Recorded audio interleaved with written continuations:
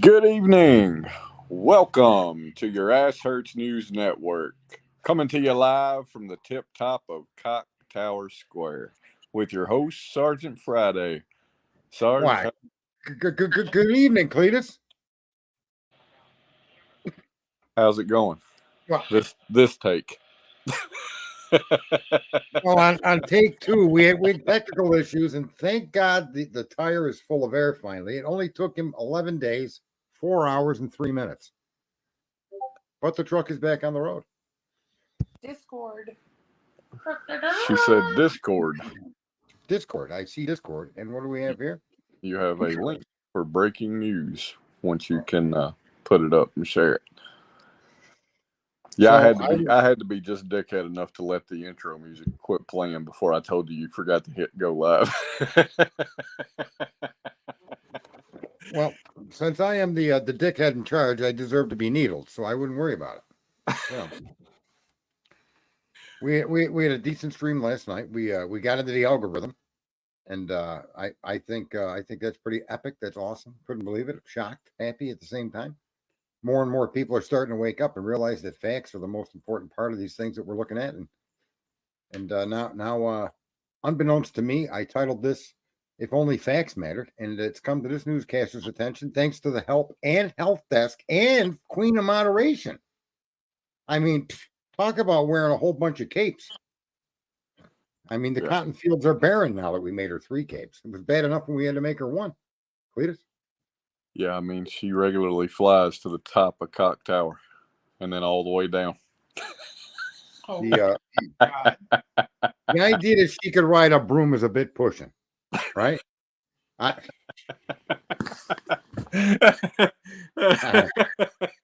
Oh, fuck. I am not sure that that's actually possible. So if I click on this link to TikTok and then bring this up, and I could do it like any normal video. Okay, just share your screen. Okay, so but I got to click on it first.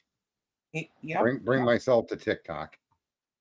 TikTok. Okay. Is it TikTok or Facebook? No, it's a talking. Oh. All right, so we're going to share this, but here let's go back. I prophesize the name of this stream because unlike most of these people out here that make fantastical claims, very few of them ever do come back and admit they were wrong. But this guy should actually be hiding his fucking head in the dirt. You want to know the truth? For doing what he did with that fucking last night with his statements. And for anybody that doesn't know, this guy he's about to show a clip from is the guy that appeared with one. Oh, there he is. One Mr. Tony Mathis, and claimed to have seen video footage of Sebastian Rogers on the 26th and a couple other bullshit claims. And this is his follow-up to that. Right. And I want to be clear because I've seen something in the comments, and I think unfortunately, some of the reasons why most of your ass is hurt is because your heads are jammed up there, and you might misunderstand the point of this stream. We're not going to be devoid of drama. We're going to have a lot of drama in here, pointing out to you what a bunch of fucking morons you are listening to the drama creators. And we will ridicule, make fun, shame, and embarrass these creators for bringing you false information and diversionary information for their own personal income. Basically, they sell you drama, and you people run to it like a fucking, I don't even know. What would be something that runs to something, Cletus? You got any help there? Like flies to shit. Yeah.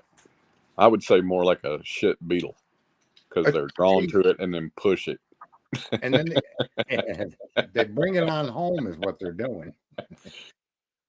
Oh my God. So we're going to play a little bit of this gentleman's, his tape. It's 4:49 in time. We'll see how long we're going to play it, but here we go.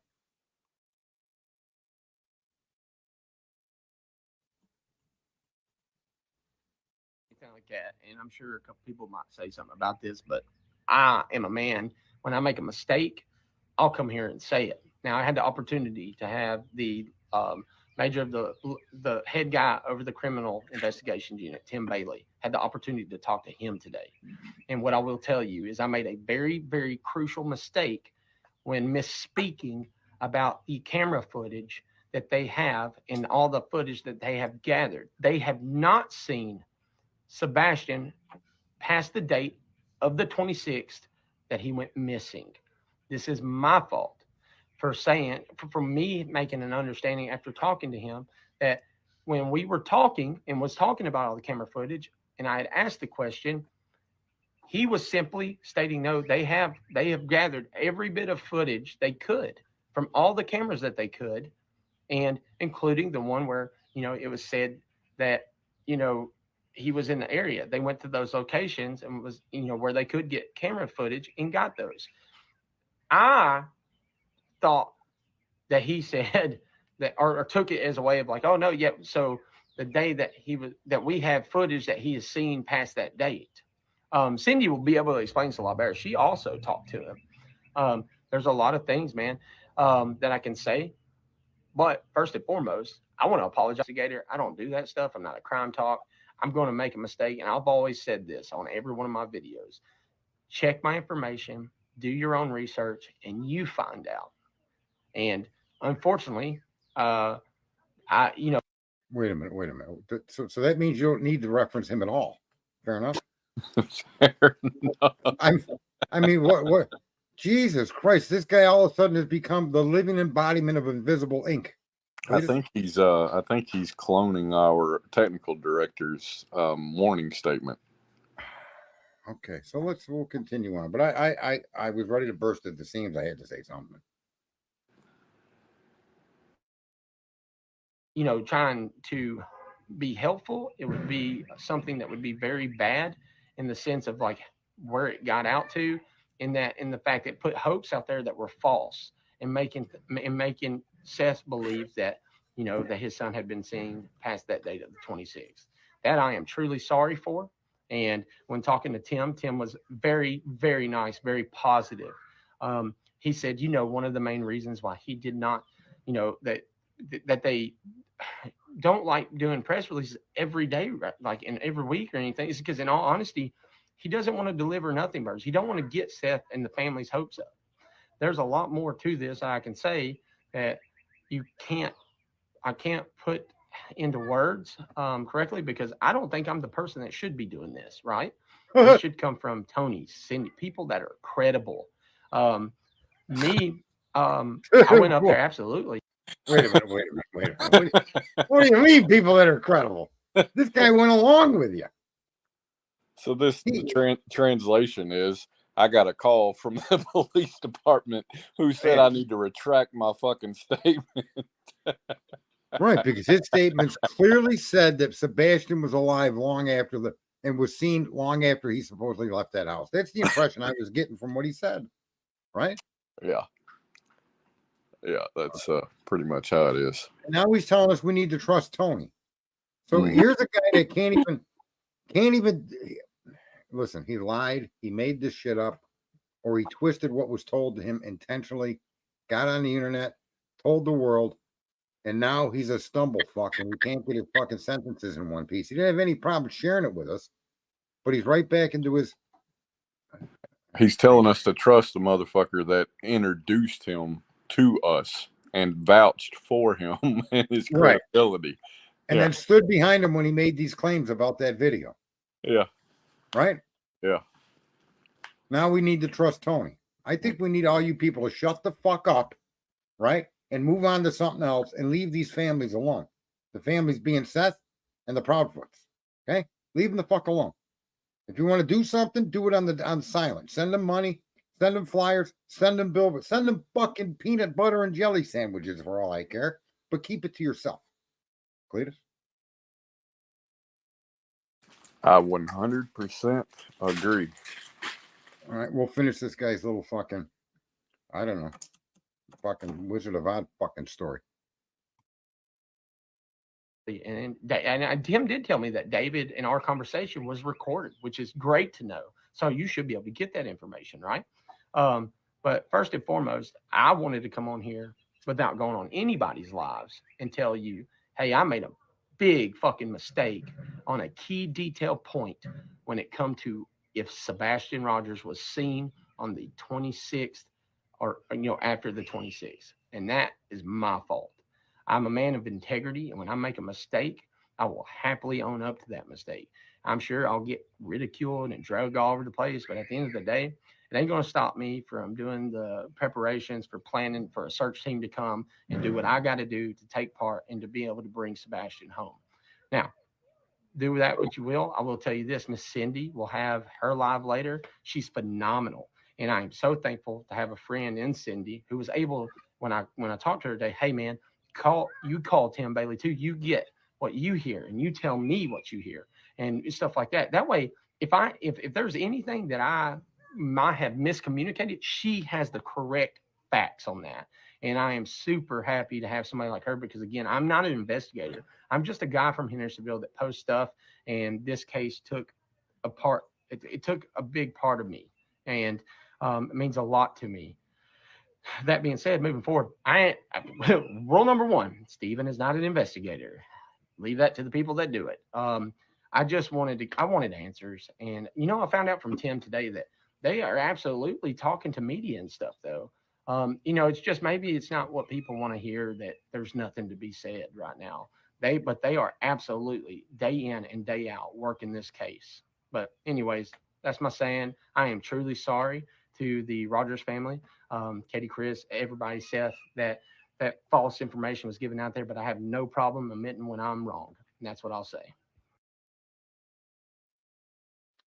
Cletus, Yes, sir. what do you make of it, Cletus? I think he needs to let this video be the last injection of himself into this thing publicly. That's my personal opinion. If he's a truly a man of integrity, this will be the last time we see him in this case. I agree. And I mean that, look, if that happens, no harm, no foul. Right? You fucked up, you owned it, go away. Right. Don't be a distraction anymore. Well, can I just say though, I'm going to tell you why I don't buy this. I don't buy this because when he was questioned last night, his responses to those questions were obfuscating. He wasn't giving anybody an answer. Right. He was telling them the answer wasn't available, because you know how hard it is to get it from the cops. But on the same fucking statement, he's saying the cops gave him this information. Yeah. So I have a real problem accepting that he didn't go too far, knowing he went too far. But okay, so he's saying he's sorry, and let's put it behind us. We've mentioned this before, that even the person we find the most distasteful, that is out here tragedy pimping, if their feathers change color, we'll happily accept that they change color, right? That's right. And so congratulations to him. Congratulations also to the woman that was questioning him. I don't know who she is, but I would like to say to her, thank you, that you were trying to hold this guy to verify and then talk. And this is why all of us should demand this from anybody that's going to give us any data on any case. Show us your facts and then tell us your story. And we need to hold ourselves accountable to that. 100%. So I figured tonight would be a question and answer, open mic, a question and answer. I took him down. And what I would do is I would put the link in, and you could either come into the room here and talk and ask us a question, and any questions of a good question, okay? Or you can ask from the chat room, and we'll try to focus answers between Cletus and myself on all of your questions. If someone comes up, remember to check for a dick or a vagina. Well, what do they got both? I mean, before you let them on the stage, right? Make sure you see their face and they can go off camera. Oh, all right. All right, so how do I got to close that. So we'll say congratulations to Stephen Crabtree for owning up to whatever that was last night. He owned up to it as little and as much as he can, somewhere in that area, right? Mm-hmm. So any question on any case or anything whatsoever, the floor is open to that. what do you got? You got any questions you'd like to ask moi? Me? Well, you can ask me anything you want. Sure. Can we do a stream next week talking about what we were talking about earlier today? What was the topic of today? Oh, Christ almighty. Listen, I had a lot of shit go on today. I did a lot of good things. A lot of The, good. the empire is in good shape. Let me just point Oh, that out. good. About the multiple locations. Oh yeah. Oh, that would be awesome. That's right. And you know something? You know, I got to get a hold of golf inspectors. Anybody seen her? Golf inspector has that paper that shows the 3 different locations. Oh, okay. I might can email her. Yeah, if you can. She has the document that shows they claim 3 different locations of DNA on that sheet. Okay. So earlier we were talking about Idaho 4 and the sheath and the DNA and the statement in there where it looks like the father's DNA matched DNA from the sheath, and it's quite it's kind of a complex conversation, but if you get the basics, it's pretty easy to follow, and to me it's absolutely interesting because it does it is kind of crazy, isn't it, Clue? Yeah, a little bit. Yeah. 12 gauges here, 11 minus 1. Did you put the link in here? I did put the link in here. Yeah. Okay. I put the link in. I'll do that. You know what? I can also put it in a banner, right? Create a new banner here. So for tonight, we'll also we'll add the banner. There's a question. Does Cletus think there will be closure to Sebastian Rogers soon, or Sebastian soon, or is it going to go cold? I personally think that it's a situation that the sooner the promotion online of bullshit around it goes away and all these third parties that are injecting themselves into the situation go away and quit being a distraction, and somebody out of the 5.62 billion of us comes forth and shows that they have what it takes to organize something and actually aid in the law enforcement efforts or independent search efforts and organize that, I think we're a lot closer to getting a resolution. Otherwise, I think there is a really good possibility it will go cold because, in large part, because of the distraction that's gone on for the last 3 months. Yeah, I agree. I was after the first couple of weeks, I'm pretty well in the camp that this young man will not be found. That's typical. I mean, the statistics after a certain period of time are pretty strong in this, and I kind of go, I you know, I'm sorry I feel that way, but or think that way, but that's just how No, I I mean see it. it's I see the boy being found. yeah, I mean that's a unemotionally or non-emotionally biased opinion, right? And you know, non-biased, not emotional. You mean? right? Yeah, there you go. Yeah. What you said. Yeah, I don't have because any I bias. mean I do agree, right? I think every day that goes by, it gets less and less likely statistically, but I do keep hope. Oh, I that hope yeah. so Yeah, I agree with you on that. I mean, how could you not hope for the safe recovery of this young man? Of course, any of these children that go missing. But again, it's statistically though, in reality, and what we know, it's got to be part of the formula of what you're seeing here. You know, yeah. it's another heartbreaking case, according to Ken.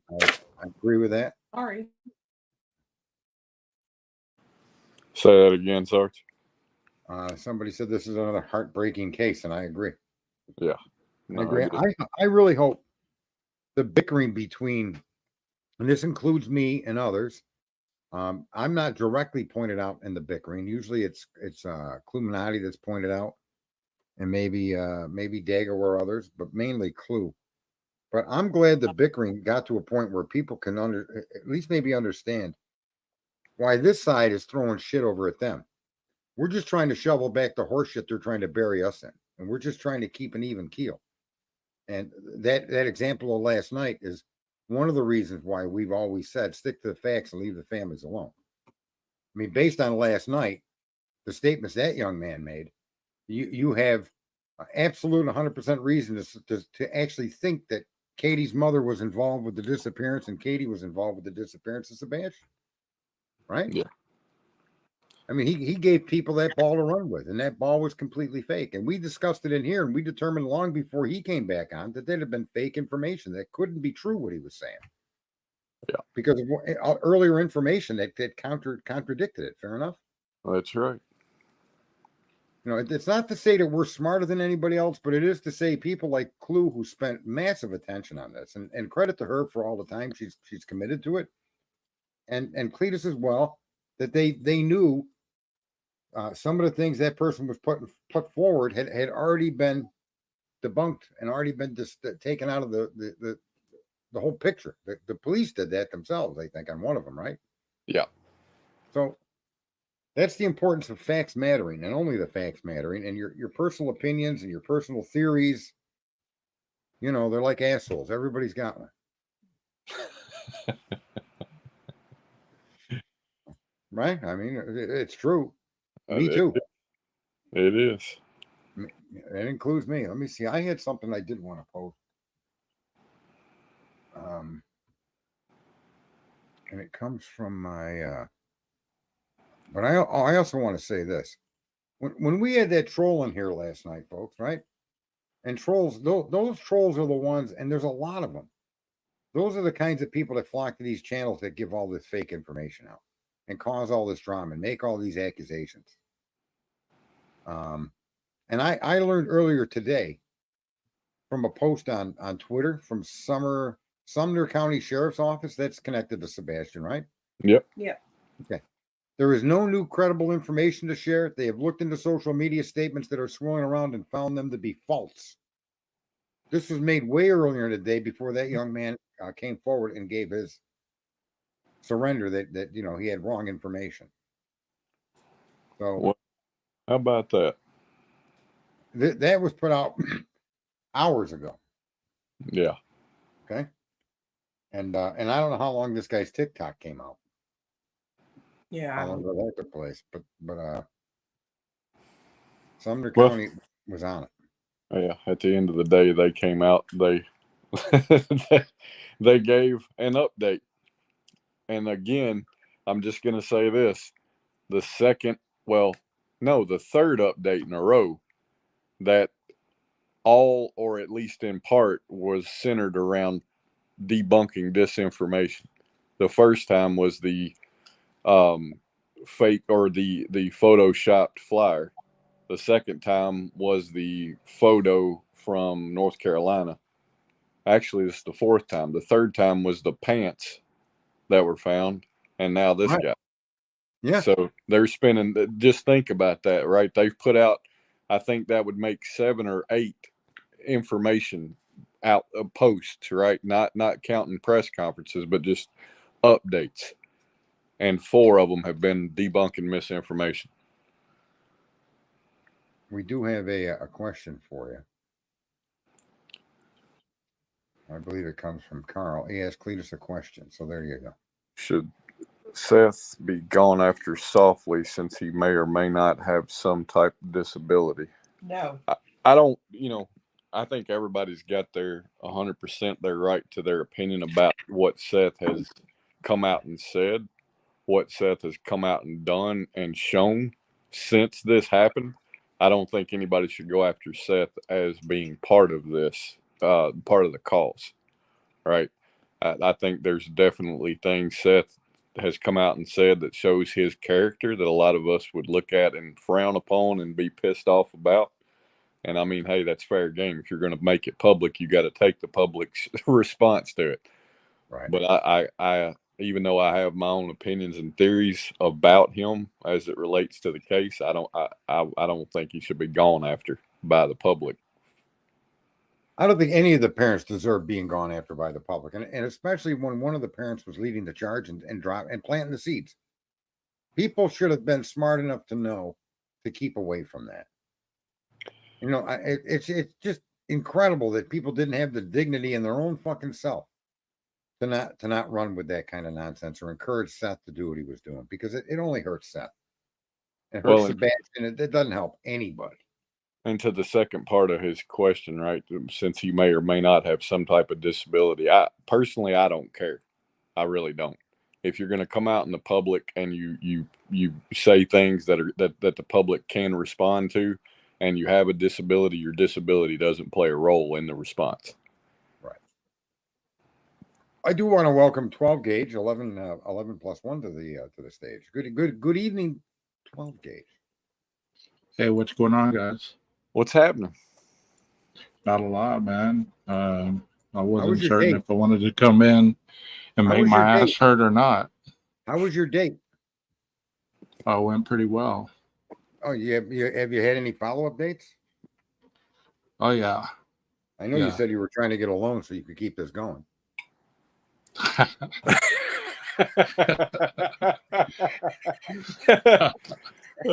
That's hilarious, man.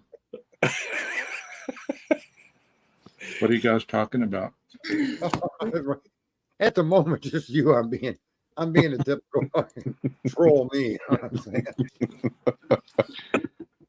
Oh, Well, I had some troll leave me a comment today, and I could have swore it was you.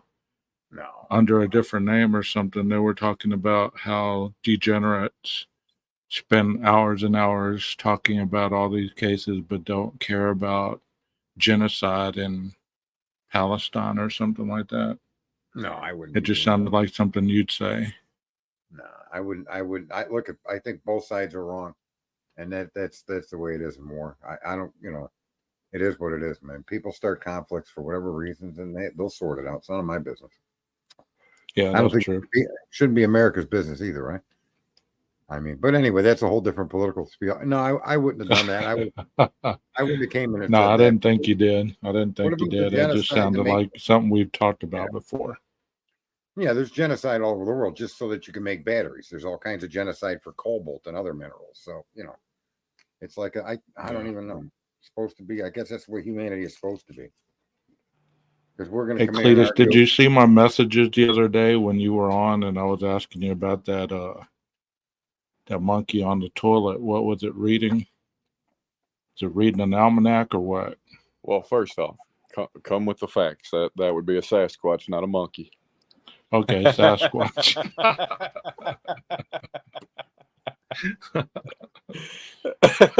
Well, I had went to see Planet of the Apes that night, so it was kind of fitting. I was thinking that looks like an orangutan or something.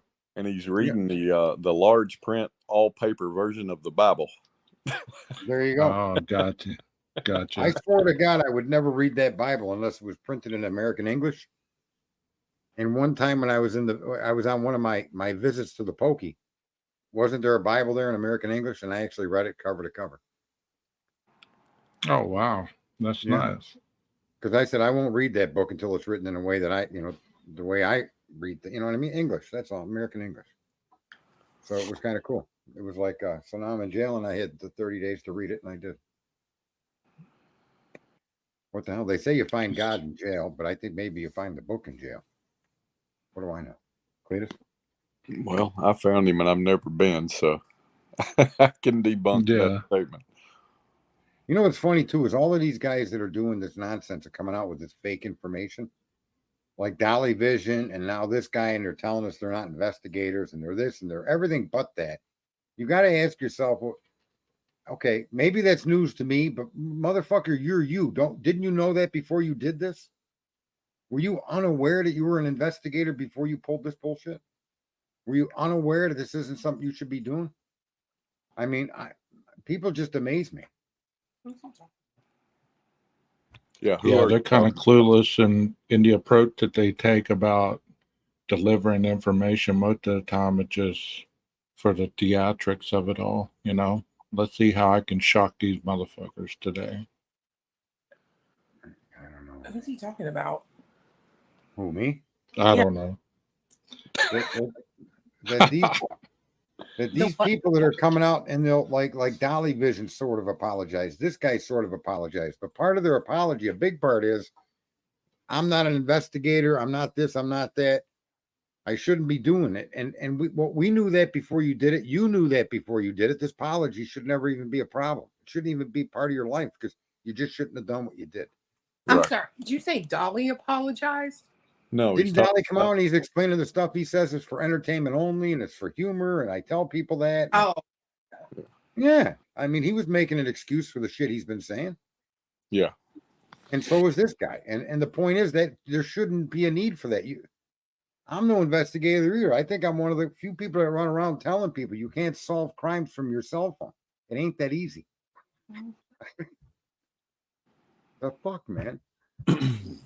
No, I'd say best case you could use it to look at reference material to form a theory on, but you're not going to solve it Right. from the phone.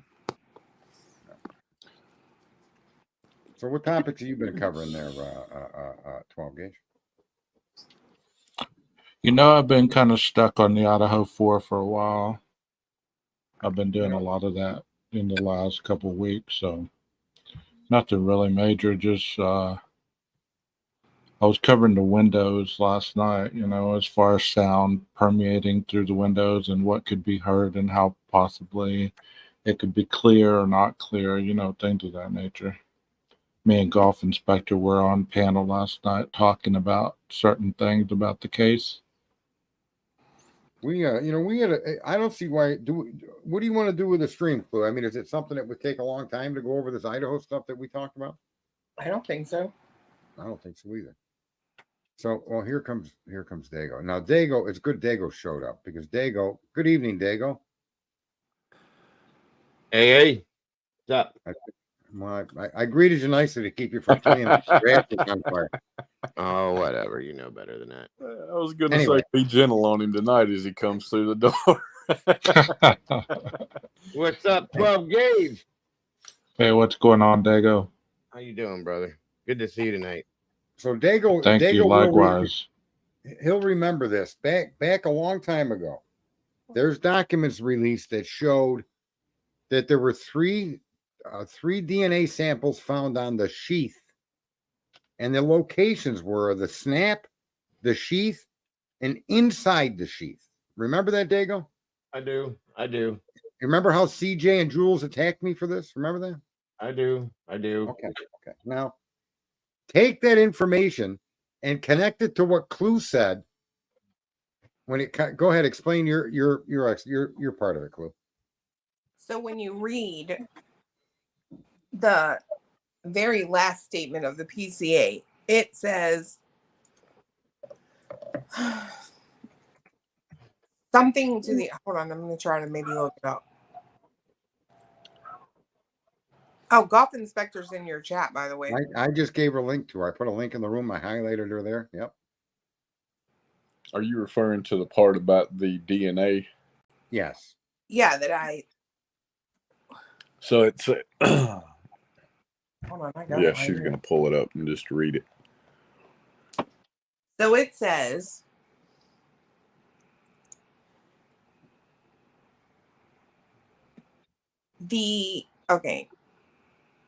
on December 28th, 2022, the Idaho State Lab reported that a DNA profile obtained from the trash and the DNA profile obtained from the sheath identified a male as not being excluded as the biological father of suspect profile.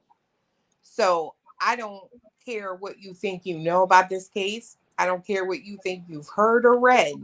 That states that the DNA on the sheath and the trash belong to the dad. Right. That they are separate from suspect profile. But the interesting thing is both of these statements are they're self-fulfilling or they're self-confirming.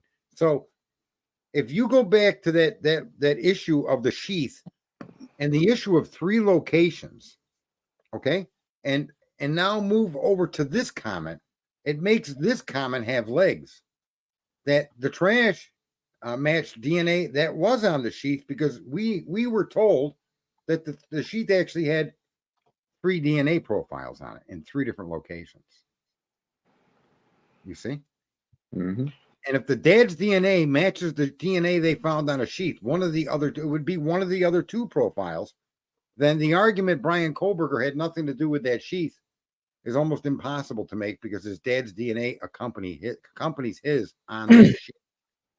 Correct. Is there any possibility that 2 of those DNA could have been the same DNA No. and then one different? No, because Well- they wouldn't have counted it as separate. They'd have counted them all as one if it was. the Well, same. but They had 3 male DNA profiles. But hold on, because what you're saying that the document says is that they found DNA in 3 separate locations on But the a single source. on the sheath, right? Yeah. But it is a single source. One, but they found a single source male DNA. Remember? Yep. Sorry. Yep.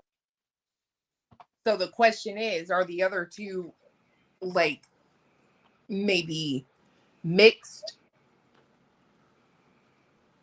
Because the reason we say that they're probably referencing the DNA on the sheath is because it said it was found inside, located near the victims.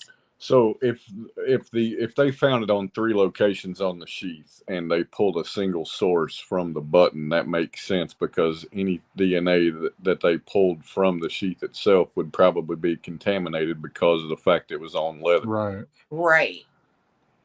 Now, Yeah. I want to be very clear, folks, and especially those in the audience. We're talking about data that was released to us, and we're trying to make sense of it. Now, we're not going to argue whether the three locations mentioned in an explanation that was provided by the prosecutors, right? We're not going to argue that those 3 locations are inaccurate. We're going to accept the 3 different locations stated: the button, the sheath, and inside the sheath. Now, you can say that they misspoke, and they always meant the button itself. Fair enough? Yeah. You can accept that. I can agree with that too. You can also say that the other 2 sources of DNA had nothing to do with the sheath. And I can agree with you on that perspective. But when you take all of this information and put it together, it paints a completely different picture. And the picture is what Clue and I are pointing out here. Clue? I mean, I won't argue that. I think it, and the other side of it is, I honestly feel like there's a good possibility the prosecution may have that. If in fact his dad's DNA was on that sheet and it was a match, then there is absolutely almost no way he could refute, because like we were talking about earlier, prove you sold it, prove it was stolen. So like if I leave my car unlocked and someone breaks in my car and takes my knife, am I going to call the cops? No. I'll just go buy another one. Yeah, right. So any Right. argument that Kohlberger could put up against if, I hate using the word if, but based on what they're telling us, it isn't really even an if. Based on what they're telling us that there were 3 samples on the sheath, and then they're telling us one of those samples matched the father's sample from the trash. That's telling us that the father and Brian's DNA were on the sheath. Mm-hmm. Okay, that's what it's saying. Now you don't have to like it or agree with it, but based on the data they gave us, it makes that statement. Fair enough, Clue? Yes. And that's what was so interesting about our conversation. And that when I brought that up originally, and this is what I said to Clue, this is why I like talking to Clue. I didn't get attacked or ridiculed, and I didn't do any of that to her. We parsed out this information, and then we came to what we think is a fair interpretation of it. Not telling that this is the only way things can be or this is true, but based on their information, this makes plenty of fucking sense. Yep. Right? Now, Y'all- does that mean Brian did it? So do you believe that this is going to come up in trial? This is going to be part of the evidentiary Oh, sure. discussion? Well, I can tell you, if I were Ann Taylor, I would absolutely force you to explain that statement to me. Why are you telling me that his dad's DNA is on this knife sheath and you've pinned this crime on him? Right, because if their response to that is, well, we misspoke, then that opens the door up for a lot of other potential misspeaks in the PCA. Correct. Yeah. Which means, again, you didn't have any actual reason to arrest him. Right. Well, that's what it sounds like. It sounds like they went and got the dad's DNA off there, and then they did the IgG stuff, and that's how they eventually got to Brian. Well, yeah, eventually, but they Yeah, arrested eventually, him. but not in the beginning. Not in the beginning. Mm-hmm. I'm So just gonna say there was more to Sarge's statement earlier when he said he's like talking to me. I heard because I'm not a dimwit. I got a compliment from Sarge, the queen of moderation. Even though 27 of the 50 states on a map Shut up. will be identified as Connecticut by her. By Clue. and Europe does include England and the UK. Yeah. Shut up, Julio. Yeah, I kind of remember early on when they were talking about the DNAs. There was a lot of individuals in the chats and stuff were in on some panels that were discussing, well, did the dad do it? Did the dad go out there and commit that crime? Should the dad be arrested? This, that, and the other. I do remember that very early on.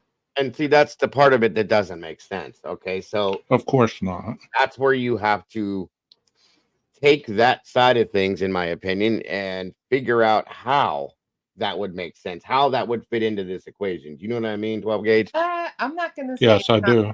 I won't say it's not possible. I'm sorry, not sorry. But the weekend before that was Parents Weekend at WSU.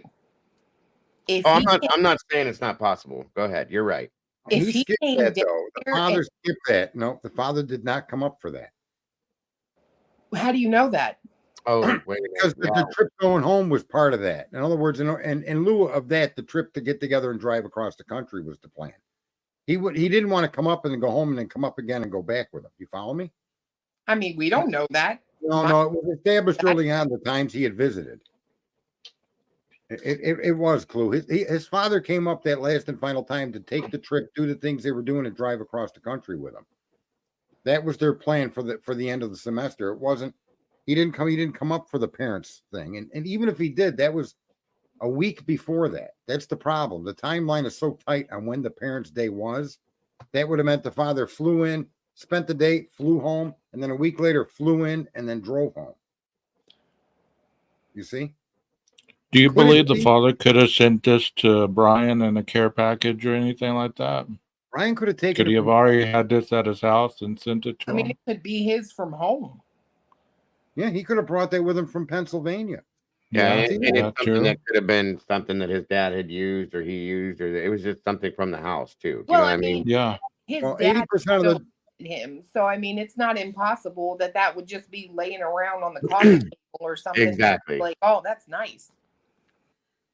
Yep. And here's the other value to this conversation is everybody knows that I have always stood on the ground that the police did the investigation backwards. And one of the reasons that Detective John got mad at me was I said, I hope this kid did it and he gets off because they fucked up. Right? Maybe that'll Right. wake the world up because this happens. These people that are supposed to be representing us, okay, are useless and they're just ill-equipped to do the job that they're doing in most cases, right?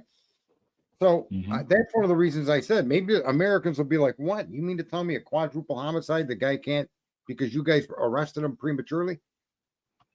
This I said this along, and that caused a lot of grief. But this conversation that I'm having with Clue, that conversation back when Jules attacked it, this is where that conversation should have went because there is supporting documentation to these statements. 100% clear documentation that what we're assembling comes from their releases. We're not making anything up here. Well, and again, it may not be accurate, but it sure seems like it could be. Well, at the end of the day, whether his dad's DNA is on there and his DNA is on there or not, it doesn't do anything more to implicate him than what they've already done. All Right. it does is eliminates the it puts a huge dent in the theory that the sheath was planted or his DNA was planted on it. It also plays Oh, yeah, into and that's it right there. It plays into the whole what the hell's going on behind the scenes with this shit. You know what I mean? Yeah. Hey, golf Well- inspector's backstage. She's waiting to get in. My understanding was that the parents' weekend was the weekend before. The football game was the same weekend.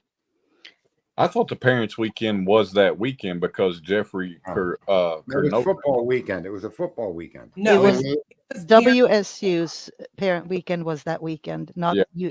University of Idaho was some weekends after. Right. And the Right. father, but didn't the father come in? So we close know enough in relation to that he didn't show up for maybe he did show up for parents' weekend, but yeah, that's what I was going to say. When we've had this discussion about his visits there before, we've never gotten a definitive answer of what his visitation to Brian at WSU was. I think we're getting off the topic though. That doesn't even matter, and the relevancy is zero on that. If in fact that is his DNA on that sheet. His movements and how it got there isn't really a concern for us. The bottom line that if it's there, along with Brian's on the snap, then you have a hurdle to jump over when it comes to arguing that wasn't in the possession of Brian Kohlberger. Right. Right. A huge hurdle to get over. Golf, welcome there, Golf. Thank you. How are you? Good. Do you still have Golf. those documents? Y'all. Hey, what documents? The ones that showed the DNA on 3 different places of the sheath. The button, the snap, and inside the sheath. It was one of those. What's his name? Hoxton or what's his name? Not Ann. Jay Logston. Yeah, he wrote it. Gosh, it was like, oh my gosh. Is it in the documents themselves, Golf? Yeah. Do you remember Yeah. when? I'll go dig for it right now if you remember when. It is back in 2023, probably like March, April, around that time. Okay, give me a second. And his document stated the 3 locations on the sheath. Fair enough? Yep. Was it the same document that references the multiple DNAs that weren't Yeah. tested? Then Yeah. it's That was in March, wasn't it? I thought it was June 23rd or 26th for some reason. Hold on. is that the one that Jay? The big long Logston? one Jay Logston wrote. Yeah. That's the Basically one. said they had nothing. Oh, I didn't- have that. So That was Right. that was when court or the hearing that they had where Ann said there's no DNA on anything Brian owns, right? It was before that. So first they released that document, and that's what I thought. Maybe it was April, May, but June, maybe. I don't know. I just know it was last year. Okay. I'm getting to the link. Hey, Hold on. Sarge, can you clarify something for me? Sure. So what you're saying is they found one DNA on the button sheets, right? On the button snap. Right. That's supposedly the trace DNA. That's the So big you're one. saying there's 3 other unknown DNAs on the knife 2. sheets, or is there 2 more? 2 more. 2. Well, and Okay. here's a question though: are you saying that there's 2 other DNAs, independent DNAs, or it's 2 other independent locations? I'm saying Because both. Okay. Here's now when you read the affidavit, it tells you that there were 3 male DNAs found in the house within the crime scene. Right. Right. within- I remember right? that. They never told us where those other 2 were collected. They did say there was one outside in a glove. Mhm. Okay. well, so that then in another document that Dago's digging for, they clearly come out and state that there was DNA found on the buckles, on the snap, on the sheath, and inside the sheath. Those are 3 Okay. distinctively different locations. Go ahead, Dago. Golf. I'm sorry to interrupt. Golf. Do you You're too loud. Oh, hold on. Oh, I was too close to the mic and I turned it down. Sorry. thank you, sir. Do you remember roughly what the title could have been on that document? oh Lord, let me send you a link. I'm in there looking at all the documents now. I can't remember exactly which. I think Lou's got it though. She found it. You have the actual document? Okay, then. Yeah, You do, Lou? How did you find it so fast? because I'm me. Whatever. She covers a whole lot of ground, Dago. Watch out, everybody. There might not be room for all of us and her head as it swells. Uh-oh. Swollen ego. Cock tower is swelling, huh? I was about to say her image is on the side. It's the one in the middle in the background. Touch DNA on sheath button only. This is an important. These are important points to make, folks, because the documents do make these statements, and the catch-22 is when the statements are looked at, they individually they don't look like much, but when you look at them together, they do paint this picture that there was 3 DNAs on that sheath. One of the DNAs matched the father, and that match, he would have been the biological father to the suspect profile 1. Mm-hmm. Which, in effect, now with all these other dots connected, I can completely agree with Clue's diagnosis of that fucking statement, because they are saying that this trash DNA showed this person to be the father of the sample 1, but they said that they compared it to DNA on the sheath. Right?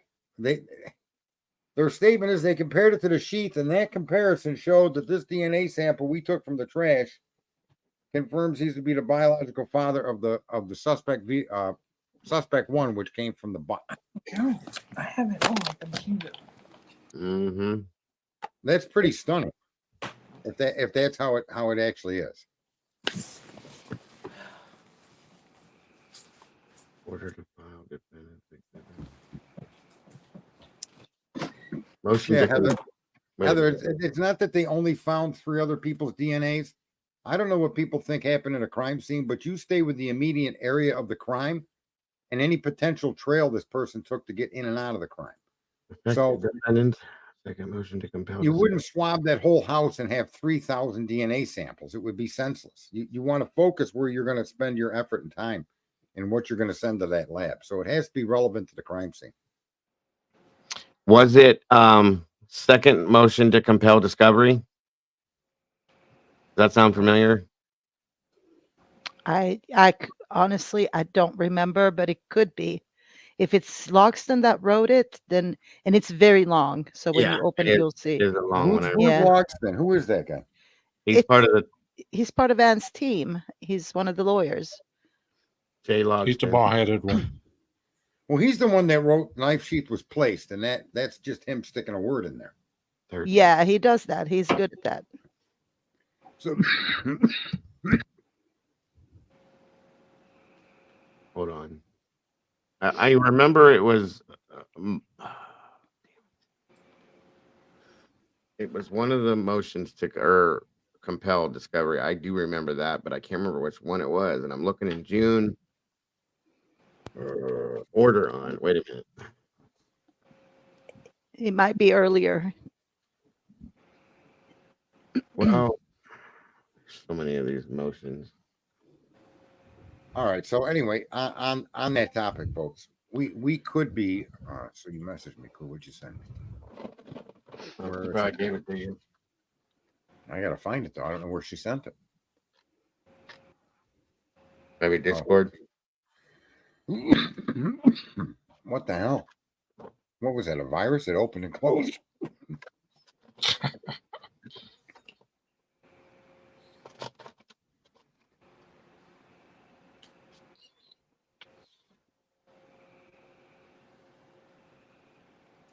What was it titled, Clue? All right, so she okay.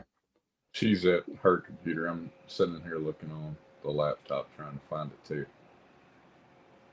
See, this is the other thing too that caused a big shit show, and that centered around Jules too. Was this statement? On December 17, 2022, lab analysis were aware of 2 additional males' DNA within the house where the deceased were located, and another unknown male DNA on a glove found outside. Okay, that's a very clear fucking statement. That means that this DNA was found amongst the victims. Mm-hmm. She sent it to Discord. Sorry. Yeah, she sent me another document to Discord. So just click on the link and It'll Yep, say no, open. It'll open. No, if where's- not, send it to me and I'll pull it up if you can't do it. No, I got the You guys want it? You guys want me to project what's here? Does this go on to say the 3 locations in this particular write-up as well? What y'all said. What? She said that's what we were saying. So that's the document that we're referring to. And you are correct, Sarge, in that one document that you just read. Yeah, That means it was where the deceased were. correct. And then I got Nothing a lot else, of not people- like a lot of- kitchen or whatever. It's where the deceased were. Yeah, right. And I because got a lot of people arguing that statement meant that it was just generally in the house. And I was Nope. like, exactly. Yeah, they tried to argue that when it first came out.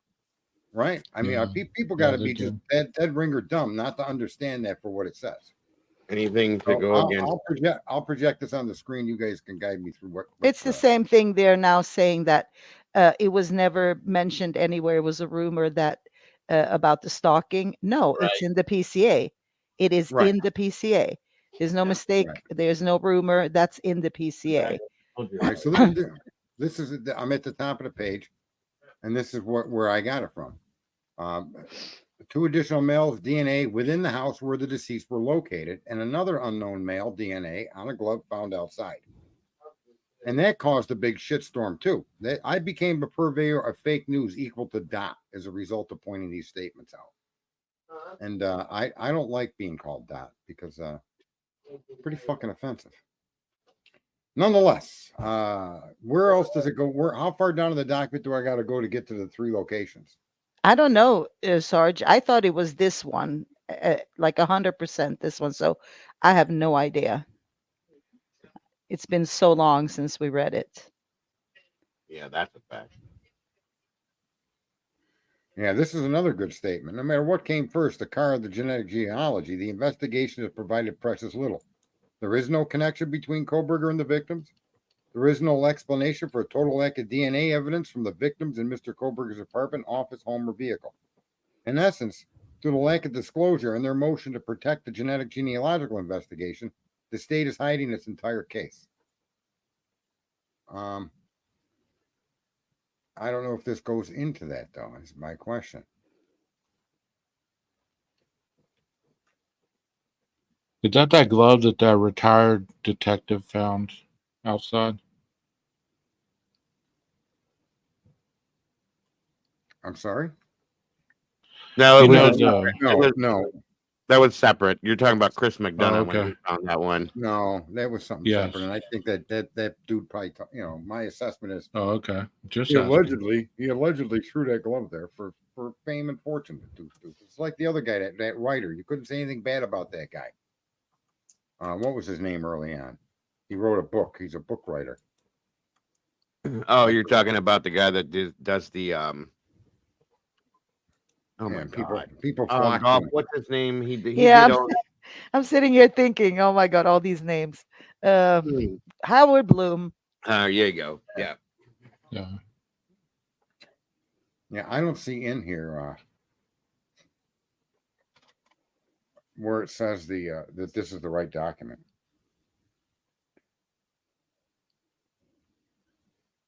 I thought it was that one because I can't remember them mentioning it in any other.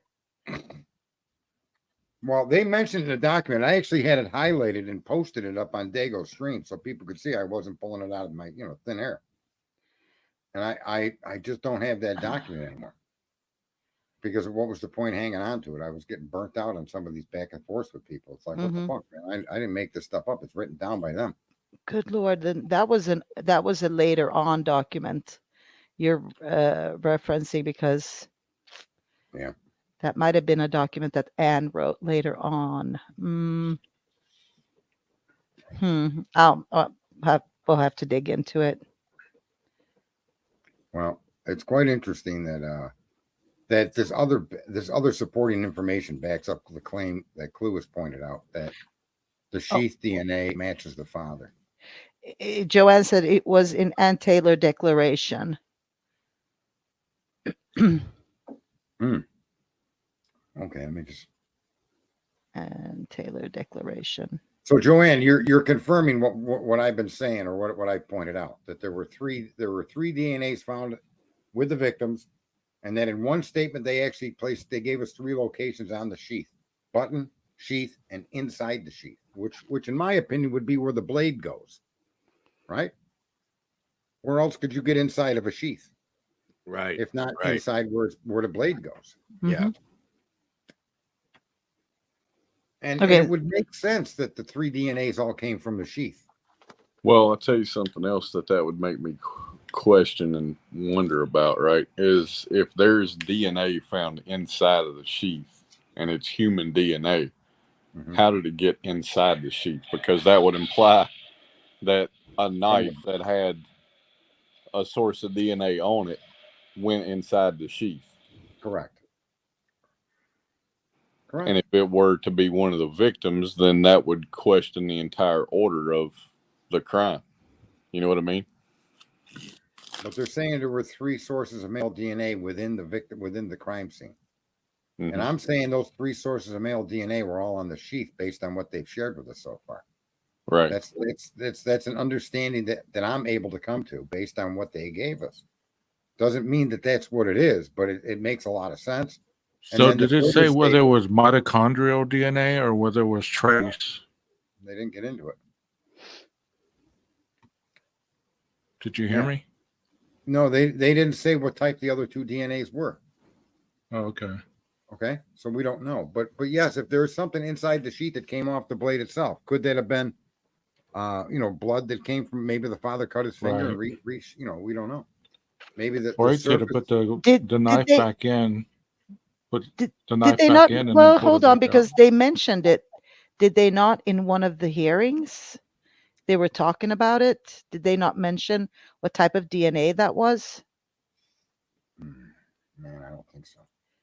I don't The remember un- unless somebody They were knows. talking they're about saying- how they were not. There was not enough for them to determine.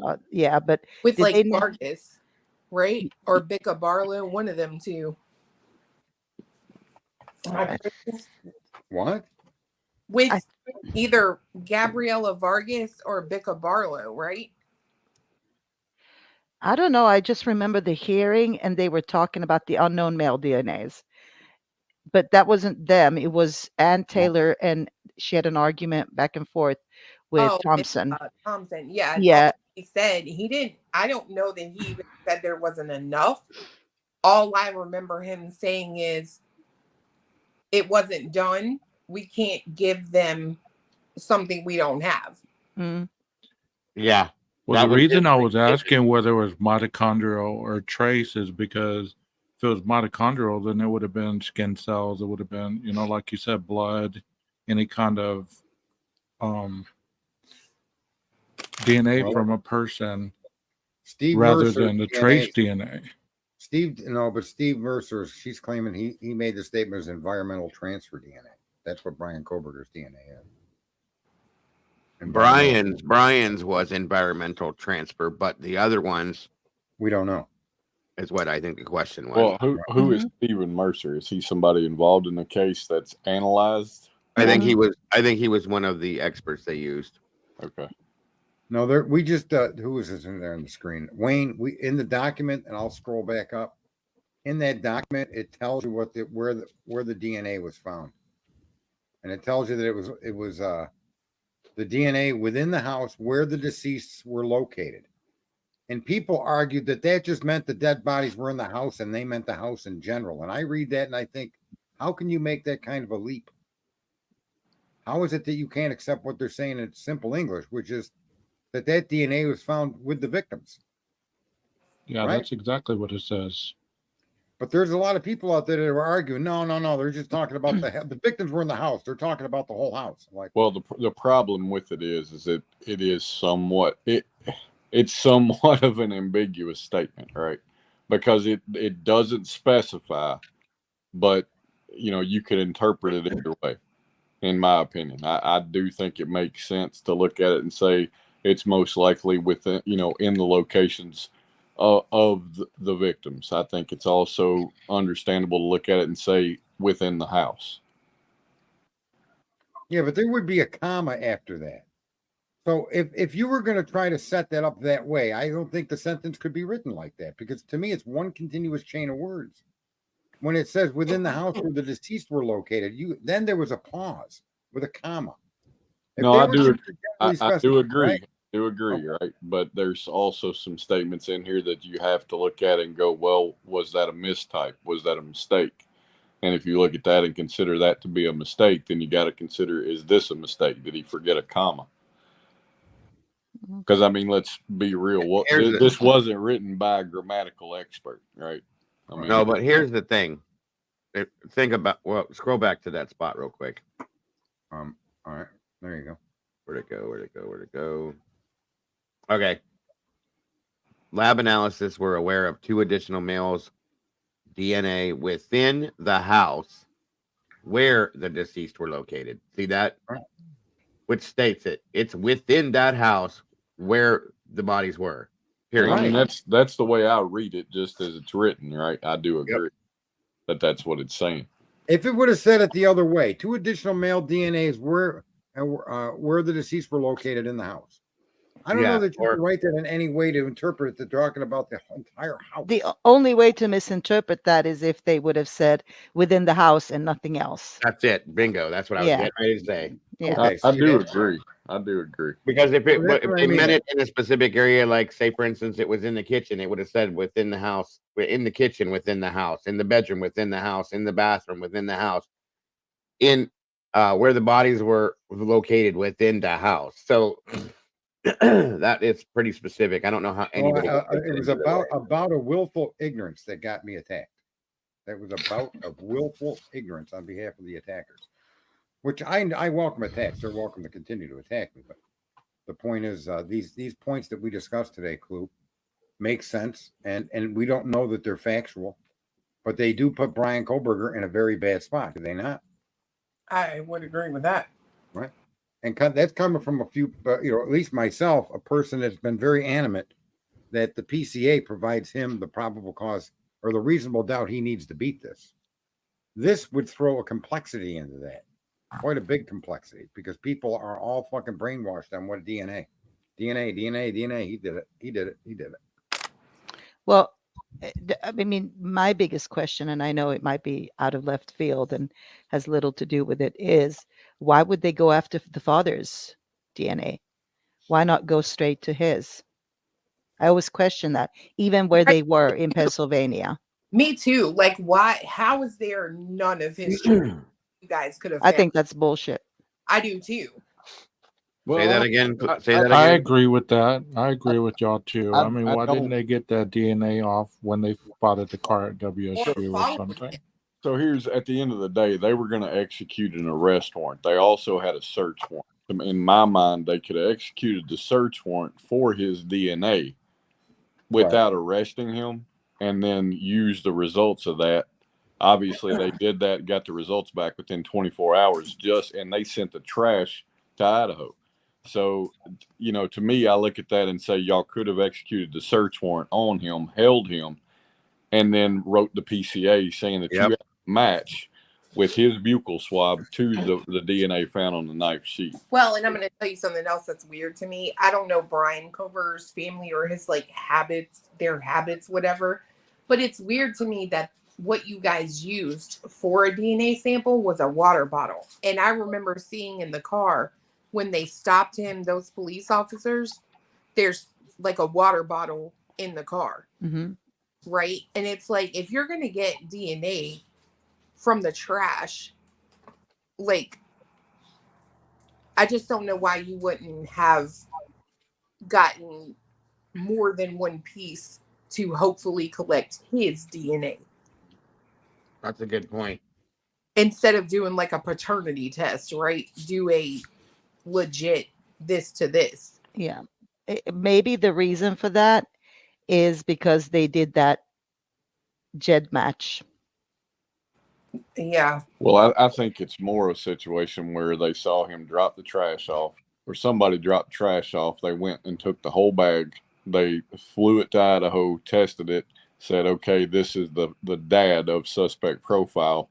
Go arrest the son, right? But they couldn't do that because they didn't have enough. So that's why they sent it to that company. I can't remember the name of the company. Author. Yeah.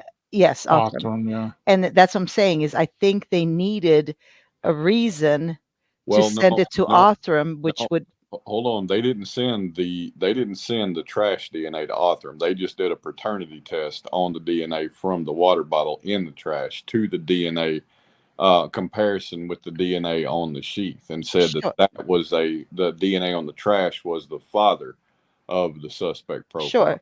But even in that scenario, you have to have a reason to build that family tree that links them to Koberger, because for some reason, I'm just saying they're sort of justifying it, sending it to Othram by doing it the way they did it.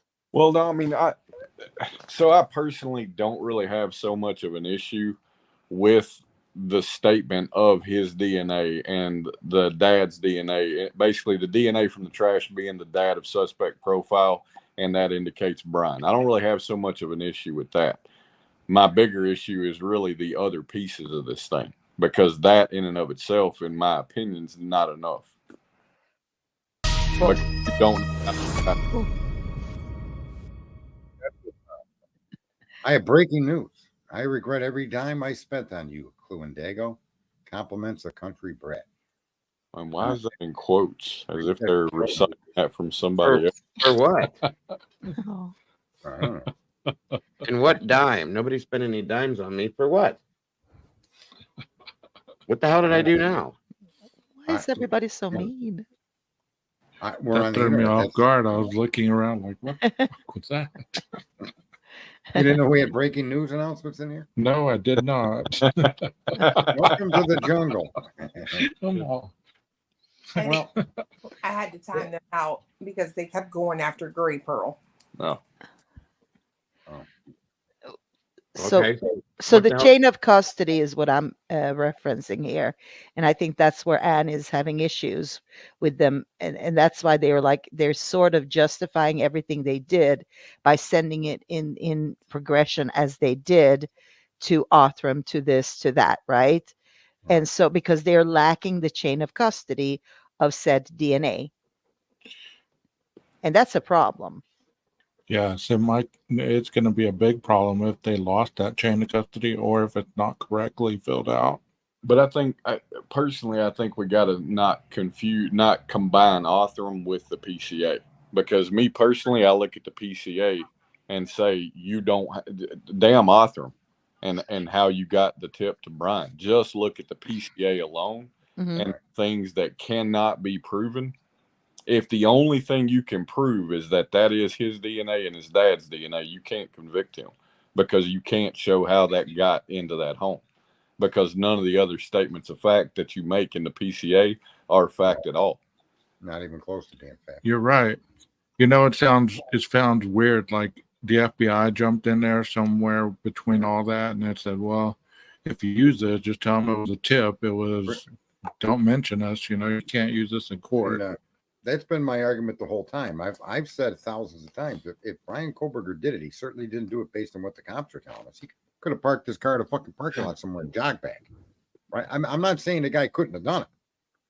But what I am always been saying is not based on the information they gave us. If that's the sequence of events that they're going to use to prosecute this guy, it's going to blow up in their face. It's going to make them look so incredibly stupid, right? That when you then question the validity or the veracity of the DNA, they're really in a boat that's sinking before you even get to the DNA. Right, exactly. Right. And that's why I said way long time ago on your stream, Dago, this is one of those things. I hope this guy did it and they fucked it all up and people catch it. People see what the people you hire to represent you. Look how they work, these idiots. Mm-hmm. That's And the I- corruption in the system. You're People need to 100% understand. right in that, because now you're seeing it go as far as they want to throw that PCA out, right? Of course. Because And they it's know it. because they know that they were going to use it as his defense, right? So Yep. you're absolutely correct in that. Do y'all believe that they rushed it toward the end whenever they were doing all the DNA stuff? Do you think that was rushed? I think Didn't it seem rushed? I think the whole thing was rushed, honestly, 12 gauge. The entire investigation up to his arrest. I wouldn't argue that. It sure did seem that way. It seemed like they were just rushing to get a suspect, and then bam, we got Brian Koberger Well, one day, you know? In my opinion, there was a deadline. Right. And that's everything that's happened since sort of supports that conspiracy theory, right? It doesn't Yep. make it fact, but it does seem to raise the eyebrow a little bit further Yeah. with everything that's happened since the arrest. Mm-hmm. Yeah. I mean, And it's I'm, everything since the arrest that you would actually argue should have been discovered before the arrest. And had that been discovered, they would have forced them to take a different view. Because here's again, it can't be said enough. It's not impossible for him to be the guy that did this. It's just impossible based on the story they're trying to sell. But if they would have looked at that as investigative data and then came at it from a different angle, even using Koberger as a suspect, there might have been something they could find. Mm-hmm. They got tunnel vision and they tuned in on these stupid videos and these unknown cell locations, right? And then they linked that to later evidence they collected only after they arrested him without any DNA. And they argue that we didn't use the DNA in the arrest. Then what the fuck did you arrest him for? There was nothing Right. out there to arrest him on. So I will say this, the statement that's on the screen, right? No explanation for the total lack of DNA evidence from the victims in Mr. Koberger's apartment, office, home, or vehicle. That only holds true, in my opinion, if the timeline that they gave is accurate, which I don't believe it is. I don't believe the timeline any more than I believe any other piece of it. But if that timeline is wrong and he did do this, then I think there is an explanation for no DNA from the victims in his apartment, office, home, or car. well, they had a month What? before they went and did all this. I mean, he could have cleaned up his apartment pretty damn good in a month, don't you Why think? did he even have to go to his apartment? We know he drove away from that scene down south. We know that he was away from the home when he picked them back up on the cell. My point is Cletus is saying, he had all the time in the world Right. after the crime to go do what he wanted to do. If he Right. was in fact the person that committed the crime, right? Right. And here's the best part about this stream, and I this can't go unsaid. Rarely do you see streamers argue against their own thoughts like we're doing here. Most of us have thoughts on the concept that Koberger didn't do it, and based on their story, couldn't have done it, right? And yet we're in here now. We're in here now pointing out to you that based on a review of this information and putting it together in one piece, as clue as I did earlier, that you can make a case that Koberger did it.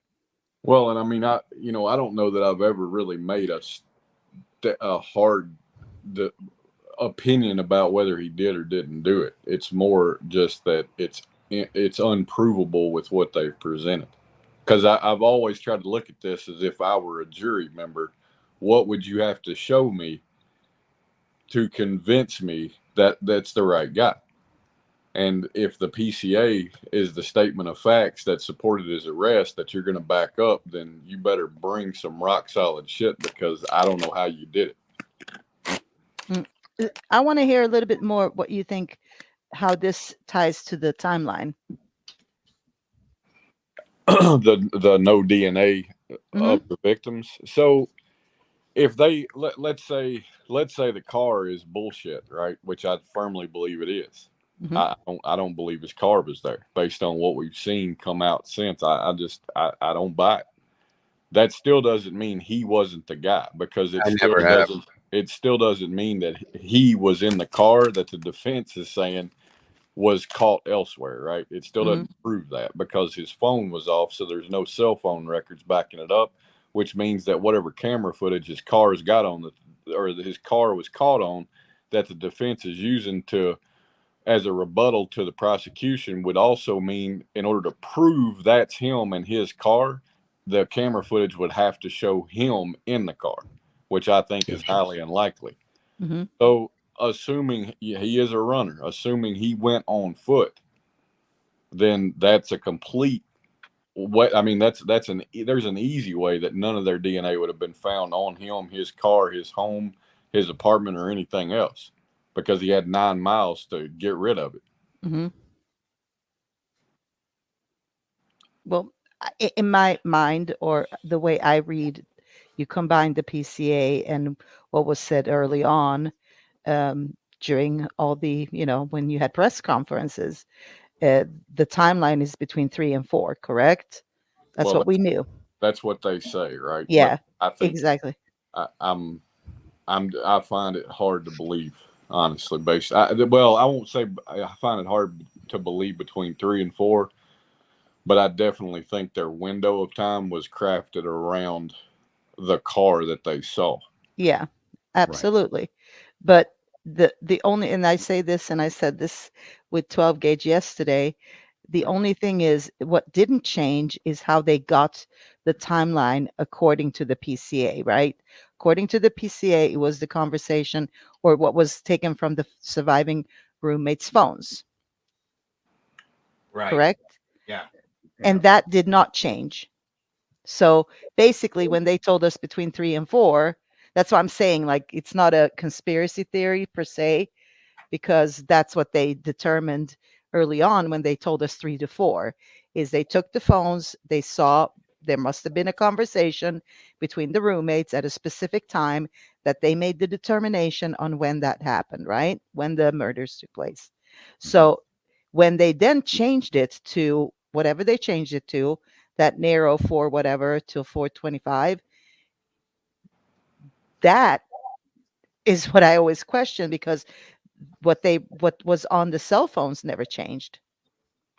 Right. You see, Right. you So their understand? determination changed, and you're saying the cell phone is what gave them the inclination to 3 Correct, to 4. correct. So yeah. Yeah.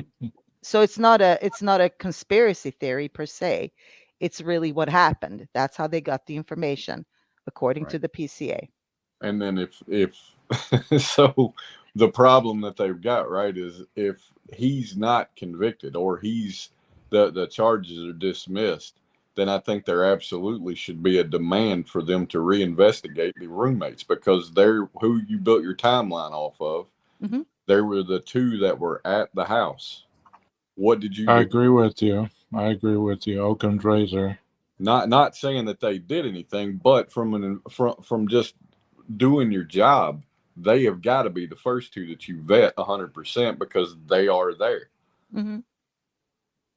Let me ask you a question, Cletus. Had those 2 roommates been males, do you think it would have been different? They would have gotten walked out of that house in hand. Could have been arrested right there. Right. Yep. And held until proven innocent, right? Like that's what Okay. Even if the victims were all men, right. that's Yep. still how that would have gone. Yep. Yeah. It's an utter clusterfuck of data that's been delivered to us in ways that's just been pieced, parsed, and broken up. And then you've got to try to assemble the piece of the puzzle and get an image or a picture from it. And the image can go either way. Kohlberger may or may not be involved here. There's no way we can know for sure. What we can look at though is what they've given us and see that the unlikelihood that PCA has any connection to reality other than telling us four people were murdered. It does do that, right? Well, Yes, I sir. Got you that know, right. one of the thing you like to say, there's always some truth hidden in there, right? And I think there is a lot of truth in there. I think they've got a car on camera footage. I think the cell phone records do indicate something between one time and another, right? I think they do have audio from a neighboring camera, but I don't think any of those things prove anything. Because again, I've said this since day one, unless they've got him, if they've got all this camera footage, why do they not describe a camera footage showing Kohlberger? Right. They get image of a vehicle that they're going to Right. interpret to you or tell you what it is. But in fact, it's only what it is if it can be factually verified through a bumper, through a front grille, through a dent, through a bumper sticker, taillight assemblies, whatever it may be. You're going to be able to identify a vehicle, but who's driving that vehicle and who does it belong to is going to never be something they can prove.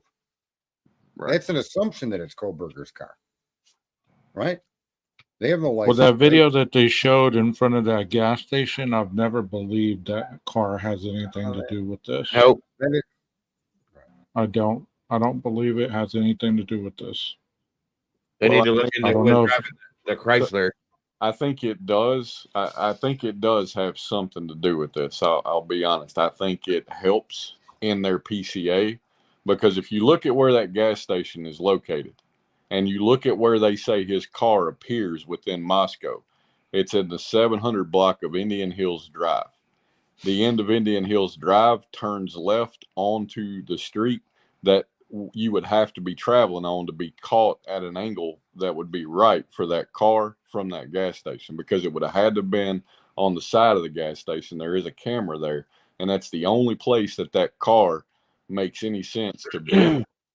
That's not to say that it's his car, but I think they used that to build that. Well, yeah, that makes sense. That makes sense.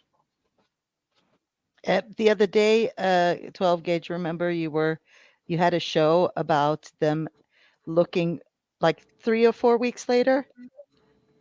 Yes. There was some footage back when, and I think a lot of people forgot that after 3-4 weeks into the investigation is when they went out looking for camera footage, meaning law enforcement, at the 2 sides of Moscow, like how you come into Moscow and how you exit Moscow, really. Yeah. So, and that's, as I say, 3-4 weeks into the investigation. And I thought that. And a lot of that camera footage expired. That camera footage from the gas station isn't even an Elantra, that car. Right. That white car they're showing ain't no Elantra. No, I don't believe it is either. I spent 3 days lining things up and overlaying vehicles on top of that. It's definitely not. So here's what I do think about it. I think it's so unclear that you could argue it either way. I do think that, right? I think you could probably get an expert that would say it could be. I think you could get an expert that say it couldn't be. But I don't think you could find an expert that could definitively say what it is. But if they actually do have a car that appears to be an Elantra in the 700 block of Indian Hills, then that image from that gas station supports the path of travel of the car they see. Provided there's a timestamp on that image. Say again? Provided that image is timestamped. Right. Right? Hey, Dago, I remember watching your show. I remember watching your show one time, and when that first came out, and somebody got on your panel and was talking about that car being on jack stands. Yep. With no tires. Rolo Moto. You remember that? Unfortunately, I do. I do too. And I've always tried to be nice to people and like not go, you're out of your fucking mind, because I don't like to do that. But oh my God, just there's so many times I wanted to. I'll tell you. That theory hung on for a little bit. There was people grabbing on to that. It's on jack stands. Oh, I know. No tires. I know. He had me staring at it too. I was literally staring at it like in the middle of the road. There's still people that believe that the fucking asphalt in front of Linda Lane is mirrored, right? Yeah. Yeah. I mean, so it's yeah. That was one of the lowest points. That was the lowest point in all of this, when someone was, well, it was Tommy telling people that people were urinating on Ethan's face. 3 men urinating on his face. You could see it. Like, really? To me, that was the lowest point of all of this. You can't get any lower than that. That was like, I don't even think mushrooms could get people to think and say that, but whatever it took. In a reflection on a vehicle. That was the worst part. The what it shows is how far down the rabbit hole you can go if you allow yourself to. It went way further than that too. That's the sad part.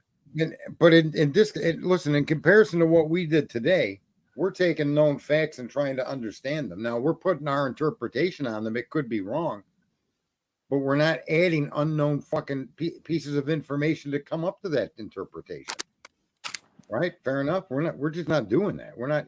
I believe because we've heard so much bullshit over the last year and so many months that we agree that there's no way that any of that is relevant to what we're talking about. Right. All of these other outside stories with phones and reflections and tunnels and it's not worth discussing even. To make the point we're making doesn't require us to come up with crazy conspiracies. It's simply read the documents and come to your own understanding. Country Rat, hold on a minute. Hold on. Let me address this. So go ahead. Rat, I don't know what. I haven't watched the chat. I've seen a couple of things posted up here. I don't know what's going on, But it's real simple, right? We got a topic to discuss. I get other topics are going to get discussed in the chat.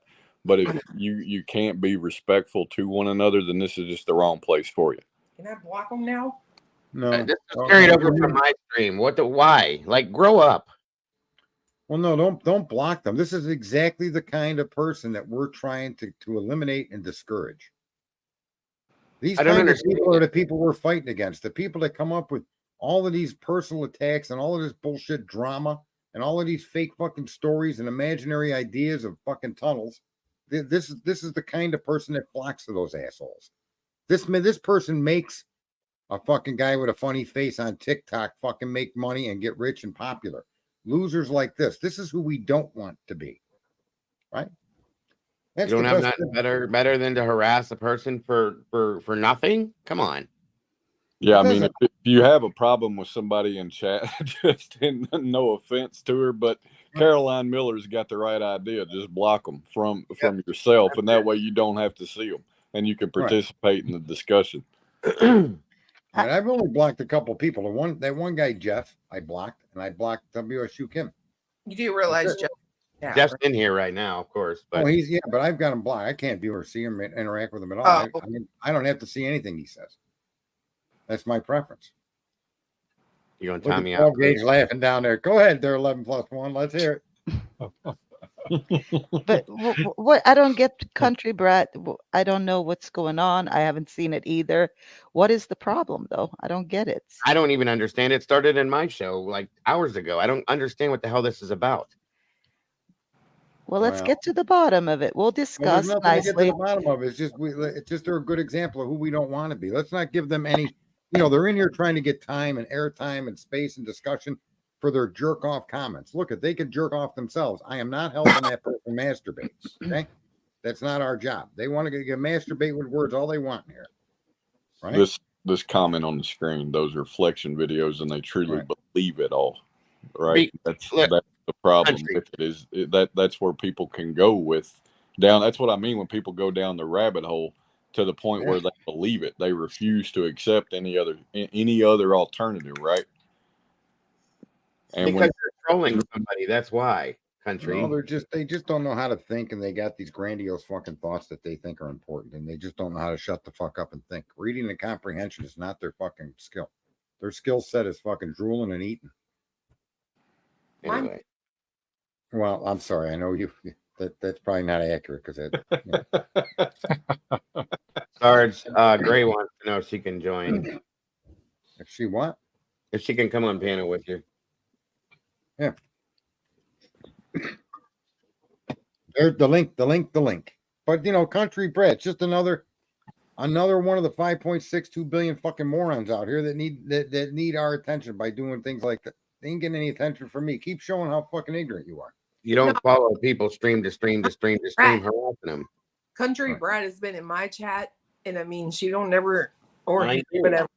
And Dagos and don't seem to cause no problem. I don't know what the deal don't is with either. the break girl tonight. Like, what the hell? That's what I was trying to figure out myself. Yeah, well, there's no. I mean, when someone goes down that path, the best thing to do is just ridicule them and point out what kind of fucking trolls they are and move on. That's why I leave them up like this, because it's a good example of how not to be. We don't want people like that around us. Either change your fucking stripes or go away. Going back to the conversation we were having. No parts. Excuse me. What the hell was I going to say? Oh, shit. Maybe you were in the. What is KNF? So look, I'll address that. So let me fucking tell you something, right? Truth comes up. He speaks theories. He doesn't fucking force them on anybody. If you're gonna make a comment like that, get fucking lost and stay gone. Like go to fucking T-Rev, go to fucking J is for Justice, go to one of these fucking dickheads that want to promote bullshit and just stay the fuck away. There's no reason to come in here and fucking troll if you're not gonna contribute and do nothing but distract. Get fucking lost. What? He hasn't been down. He don't even talk about this case. Let's not No. pay attention. Listen. Can you guys hear me? Yeah. We're not going to talk about this troll in the chat room. They can keep saying what they want. I'm not going to highlight them anymore either.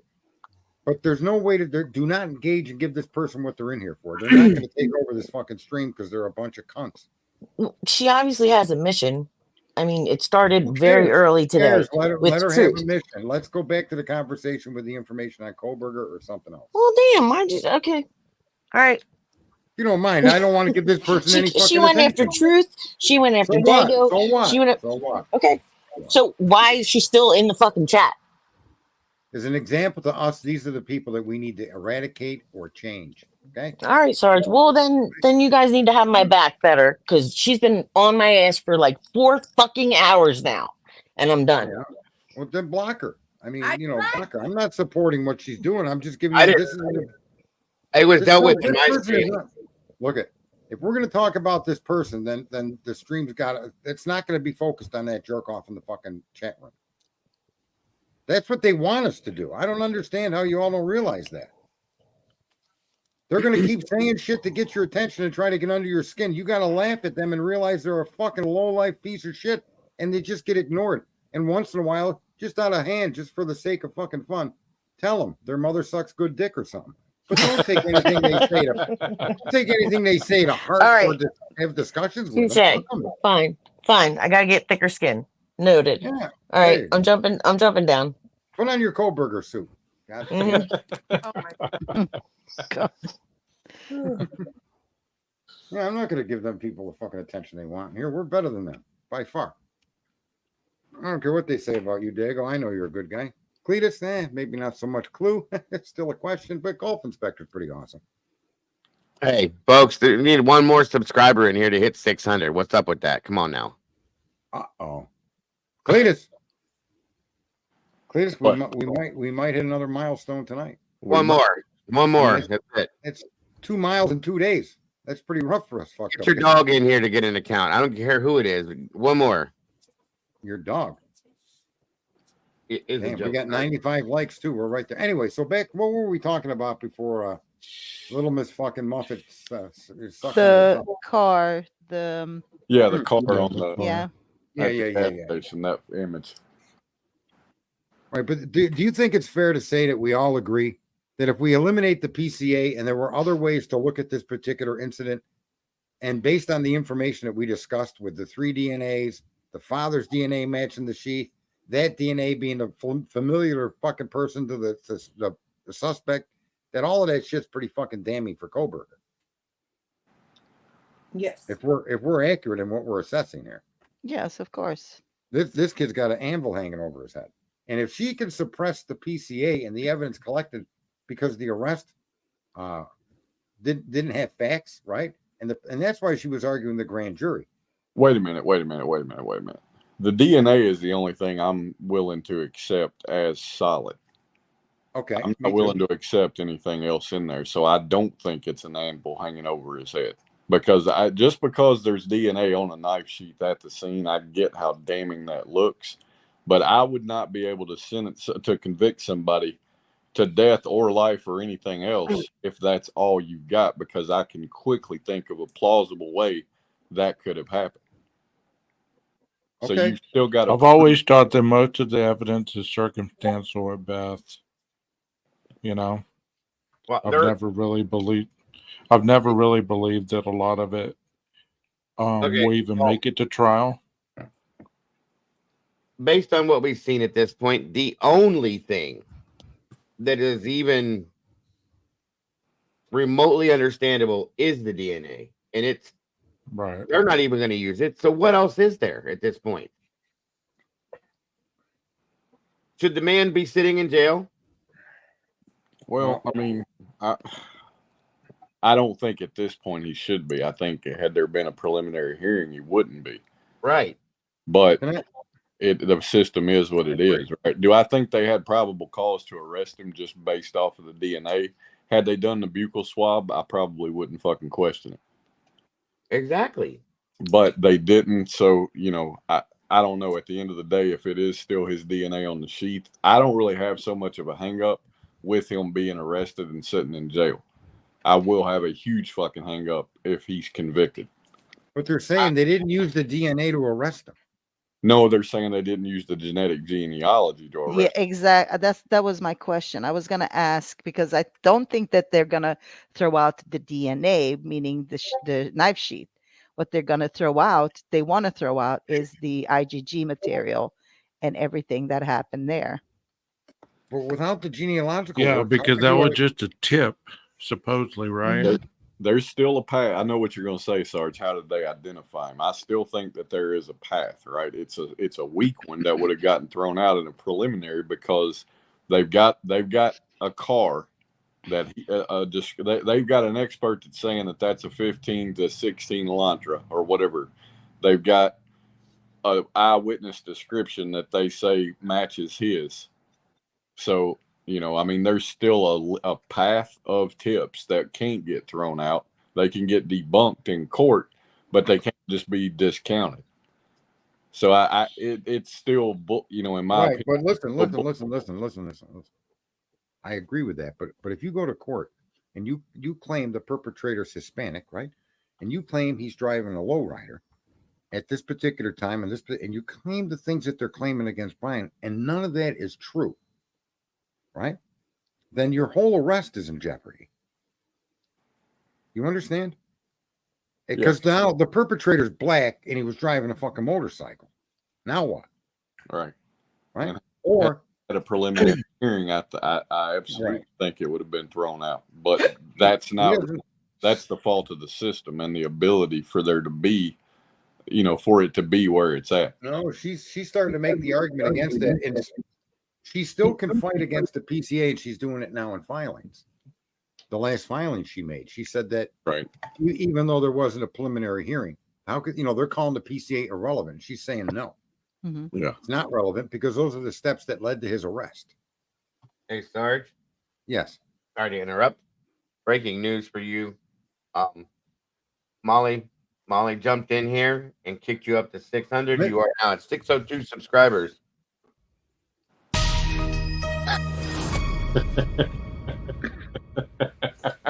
We have breaking news being brought to us from the Dago. Dago, can you repeat what you just said? I think the audience is very interested to hear this. Molly jumped in here and hit it instantly and brought the channel up to 600 subscribers. We got 2 more likes and we're hitting 100 to hit the algorithm again. 2 days in a row, folks. It's banging. It is banging. You guys are awesome. I appreciate it. I appreciate you. I know you've been putting a lot of work in there in the chat room. And yeah, that does not go unnoticed. Cletus? Well, it's 600 people that, you know, appreciate discussion around facts and interpretation of facts that are stated as interpretation instead of as of fact them in themselves, right?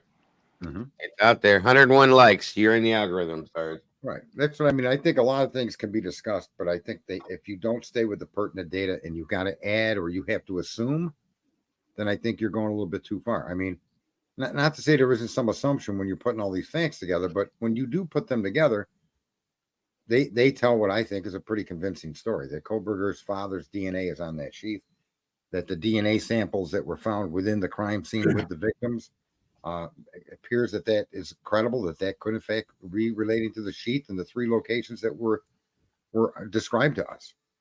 All of that now, it could also be untrue. It could also be badly written. And because it's badly written, we're misinterpreting what we're seeing. That's absolutely is true too. So here's $1 million question for you guys. If he is convicted, do you think there's going to be rioting on the YouTube streets? On YouTube, yeah. if he is convicted, Yeah. no, these people don't do nothing but find another fucking drama to go to. Yeah, what are you going to get? Butthole Betty to lead the charge with her bullhorn? I don't think it'll. So if he's convicted and there's no revolutionary, groundbreaking explanation or evidence presented, and it still looks like it does today, I think there will be some that are, you know, protesting about it, and they'll feed off of it and use it for another 6 months to a year. But for the most part, everybody, I mean, look at Sebastian Rogers, right? Yesterday, there were very, very few streams about him. Yep. Yeah. It's dying down. Sadly, And that's it. they'll jump to another drama. They've done it with everything I've seen so far since my short time here, with all the cases I've watched. All the dramas created, all these people are victimized, and their backgrounds are researched, and you find out they had a fucking, I don't know, a hangnail at 24, and they go after you for everything. And then in the end, when the case is resolved, they've got nothing to do with it. You're like, oh, what's next? Well, and even better than that, right? All this research you do in the background and present, and all this shit based off of one person's statements, and your bleeding heart for that person, and then they show you what a piece of shit they are, and you have to fucking go away or admit you were wrong to do what you did, right? Mm-hmm. I mean, it's Yeah, just exactly. that's what we're seeing. Right. Well, I put up your favorite topic there, Cletus. You'll never beat the Matrix until you realize the Earth's flat. How many Well, people believe that in real life We talked nowadays? about do you that think? earlier too, Clue, didn't we? What? The Earth being flat. Yep, we hit on that too. We talked on that earlier too. That was fucking nice, and it was a very pointed conversation. We live in a 3D world. We have width, height, depth. I In order missed for the Earth to be flat, we live in a flat universe. We live in 2D space. We are the third dimension. We are expressed from the first two. We are three. Something flat doesn't have any depth. It would have forward, backward, left, right. That's it. That's flat. But now when you start adding depth, forward, backward, left, right, up, down, that up, down is the third dimension. So if you lived on a flat Earth in a 3D universe, there would be edges to the Earth. There would be vertical areas of the Earth to get to the other side of the flat. You see? Mm-hmm. You are in a 3-dimensional world or universe. So when you say flat, you're not understanding what's the word I'm looking for, Clue? Geometry. Geometry. So the fact that it's a sphere is confirmable by the fact that you live in 3D space and you can look out of telescopes that there's no way they know what you're going to look at, right?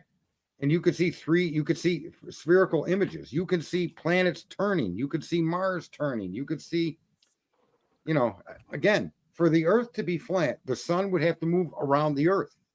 Everything would have to be contrary to what we've been told. And I know that we've been taught and are educated on contrary topics. They give us bullshit, okay? I understand that. But not everything they give you is bullshit. And that's something a lot of people that are just dead set that everything the government says is a lie, they believe that so deeply that they're not reasonable to that fact. I do think that this would be a good subject to go back to the begin. Look for the origins of this theory, right? Which we know were way fucking long ago. I give you when they stuck boats in the water for the first time, right? They thought that was the case, but there were people that at that time did not believe that to be the case. But I would be curious to go back, look at the origins, and look at their reasonings for thinking that, and see where they went wrong with their thoughts, right? What they believed, what facts did they have wrong that created that belief? Can I give you a new statistic real quick? All right. 1/3 of millennials, only 1/3 of millennials don't actually think the Earth is flat. Well, I'm not surprised. So you're saying only 33% of millennials believe that the Earth is round? That's how it's listed here. This is under NASA JPL as a statistic. Yes. Well, here's I want to agree with C or whoever that was, CI, that we are told things that aren't true. Here, I'm going to ask you guys a question and just answer it as simply and as quickly as you can. I'll start with Cletus. Cletus, have you heard or do you understand that today's technology we could not build the pyramids? Yes or no, Cletus? Today's technology, we could not build the pyramids? Yes or no? No, I don't believe we could. Okay, 12 gauge. No. Dago. Nope. And Golf Inspector. Yes. Okay, I agree with Golf Inspector. Let me make a point just so you guys get it. I mean, they already proved how they did it. So No, no, let's not go there because those can be Okay. debated. But I'm going to give people just common sense information. With today's equipment, moving 100-ton blocks would be child's play with our cranes. There's on the internet now, they just discovered a sarcophagus buried in Egypt, and they're lifting it with a mobile crane. This sarcophagus weighs 60 tons, and we're lifting it with one crane. My argument is that we've been told that because of the enormity of the project and our technology would not allow us to do that. That's an absolute misinformation statement. That's not true. We absolutely could construct that pyramid with the technology of today. We've been told no, and we accept that as no. But I'm telling you, when you look at the facts of how we're able to lift and move things, how we're able to quarry rock, and quantities these people could never imagine. Just look around the globe, folks, of the amount of rock that we quarry and stone that we crush and destroy and things. There's no way we could not build the pyramid. Yet almost everybody that you'll ask will say exactly what you guys have said, which is, no, we couldn't do it today. And that's an answer that you're accepting because that's what's been told to you over and over and over again. Clue has her hand raised. I can't see her hand. Go ahead, Clue. Can I just say the next time there's a poll, the moderator would like to be included because she would have said yes. Well, I would like to then thank the Queen of Moderation for her input because I agree with her. Well, here's my problem and why I don't believe with our technology we construct the pyramids. They've been standing for how long? Well, about 4,500 years.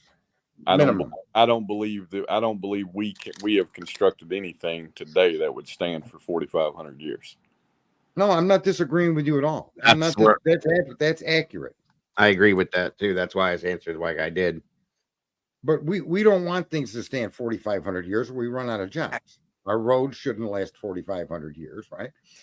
Our plumbing, they had the aqueducts, but we have pipe, right? Everything about what we do is definitely different and made for, to supply it to 8 billion people as quickly as possible.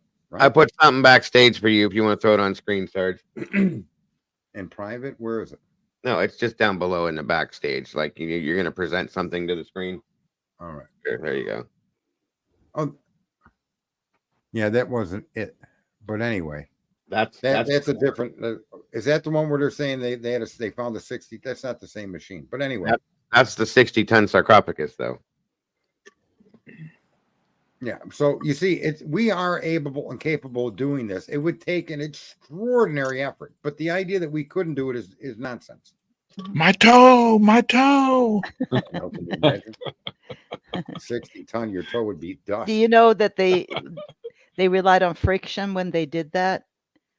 Moved those big, huge, colossal pieces, and the way they proved it is they found actual sites where if those big blocks of stone break, they left it, and they dug up sites where there is like breakage in the stone, and they left it because it broke. So that's why they didn't use it, but they used friction to move it from one place to another. I have a problem with them with using the word prove there, because I think they've got facts that support a hypothesis, but until they recreate it based on that hypothesis, I can't say that they've proven it. You know what I mean? Yeah, I guess. Well, listen, let me just say that if you're going to build that pyramid, the capacity of your crane now becomes infinite. Have you seen a shipyard? Right. Have you seen the shit these people lift in a shipyard on those cranes? Mm-hmm. And so again, now when I'm saying it, you take what you know about man's current construction things that we do, and you look at the tower in the Middle East that's 2.5, it's half a mile tall. Okay. That's set on friction piling, so it doesn't sink into the sand. That's the foundation. So my point is, when you look at what we do, and you ask yourself, could what we do translate into the ability to build a pyramid? The answer has to be yes. The question is, why would we? Right? What's the need for? We have no purpose. There's no end game. There's no profit. There's no motive to build another pyramid. But the idea we can't do it is felonious. That's what they programmed us all to believe, that we are not as capable as our ancestors. And that's absolutely untrue when it comes to construction. How'd they do it then? Hold on. How long was your clock tower erected to stand? No, you know, the Necessity, best thing about that is they got pills to keep it going even when it gets old. necessity is the mother of invention, right? And you could link invention to technology. Is that a fair statement? Yeah. Our necessities now are way different than what they were then, and I think because of that, it's absolutely possible that we've lost technology. We've lost the ability to do some things that we could have done at one time, because what we have a necessity for and a need for now is different. Like we said, we couldn't just go and quickly build a team of people to put a pyramid together that'll last 4,500 years, because we have no idea what it takes to make something that lasts that long. We're a consumer society. Yep. And I also, to add to that, I think that we may have progressed in technology, but I think we have digressed as a society.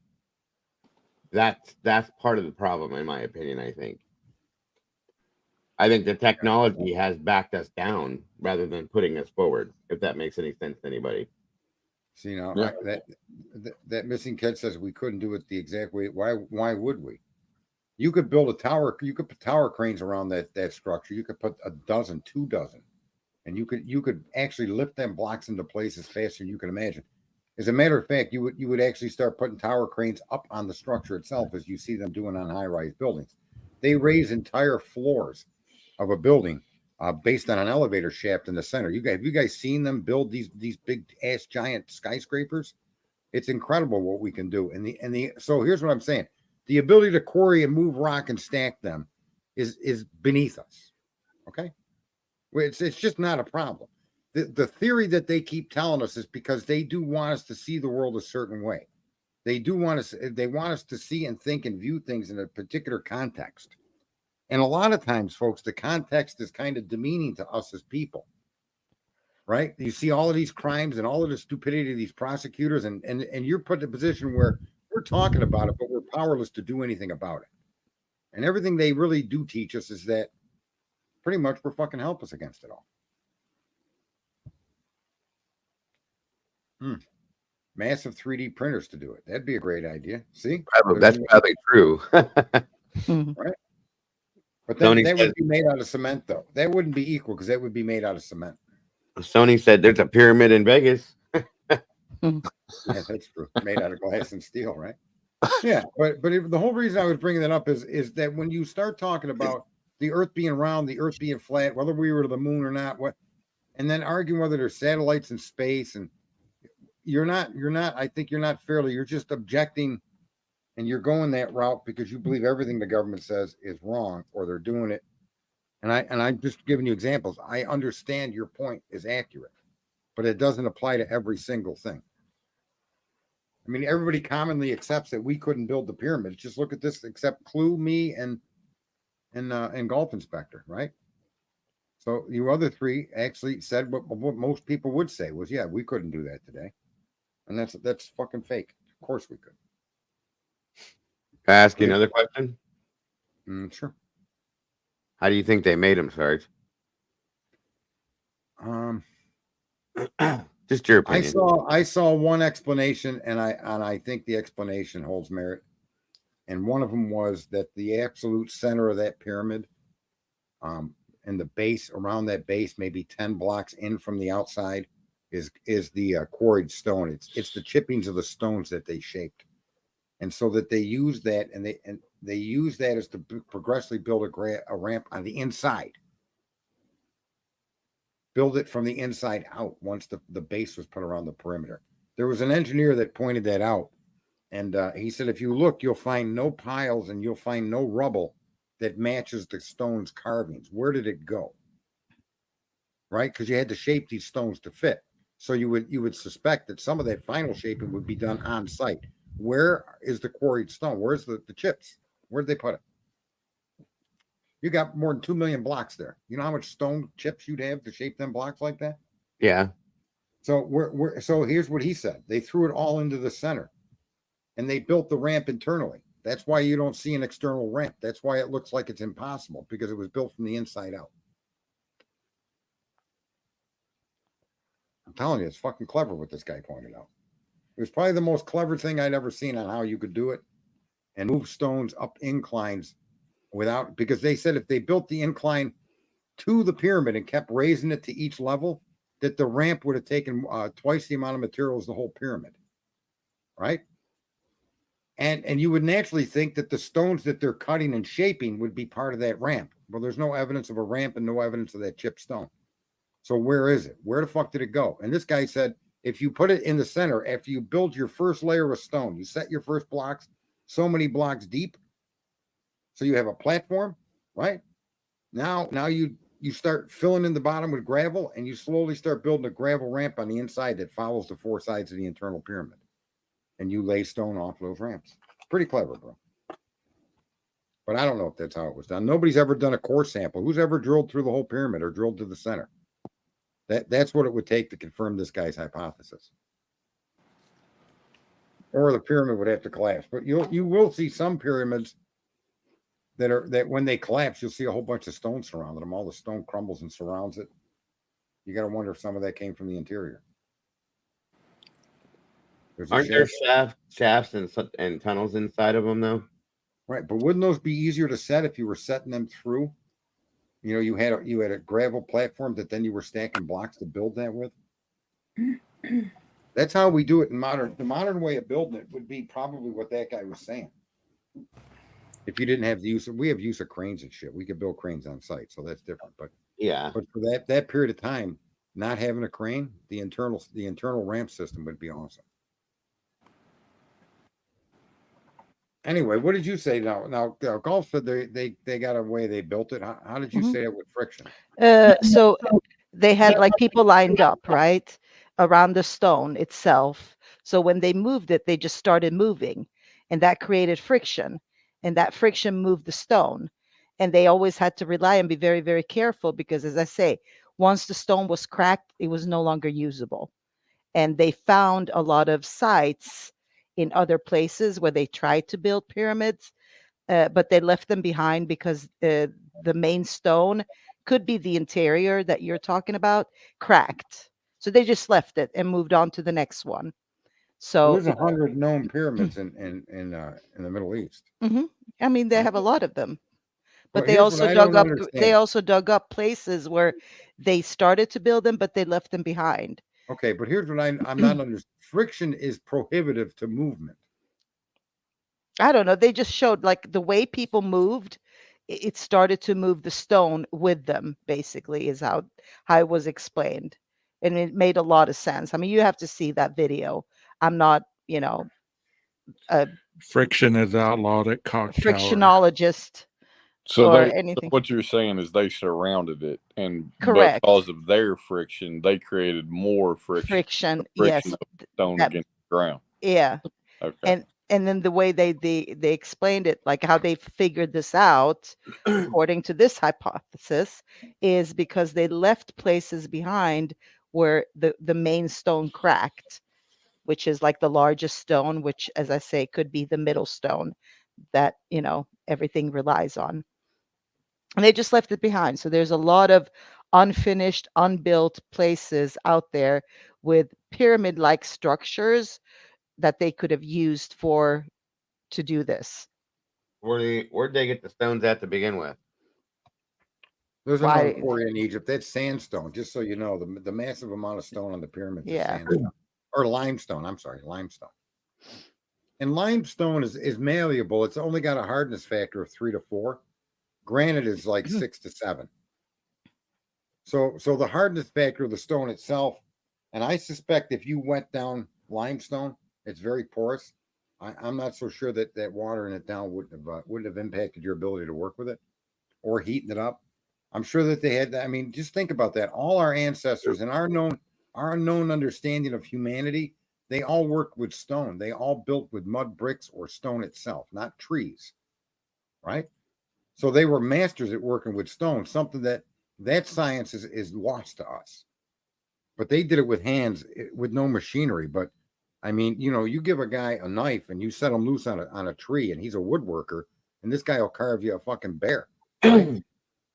But imagine a whole civilization that depended upon that kind of doing things. Mhm. That's what we also forget, is that everything that they were taught was around the stone. You see Molly's comment on it? No, what did she say? That's possible too, Molly. They may have used water to move the stones. They could have floated them up. So one of the other pieces of why I don't think we could build it today is that we don't truly know what its purpose was. We don't know what purpose it served, right? Good point. And there's a lot of theories about what it was for. That doesn't mean we couldn't build it though. But we would, in order to build it and it served the same purpose, we would have to know what its purpose was. And the fact that we can't figure that out kind of indicates to me that we don't have the technology anymore to build it. Well, not understanding what it's for and building that type of structure, I don't think are related. I don't think one has to be necessarily part of the other. Right? I'm with Sarge. The on this. structure in itself. Now, yeah, it would be different if 500 years ago somebody saw an airplane and tried to they wouldn't understand or know how to decipher the complexity of the wing. And the wing is pretty simple once they understood. But the ability for an airplane wing to generate lift is what makes it fly. Okay. And so they could have copied an airplane, but it may never have flown because they didn't understand the complexity of the wing and the moving slats and the rudders and right. They even did that at some remote islands during World War II.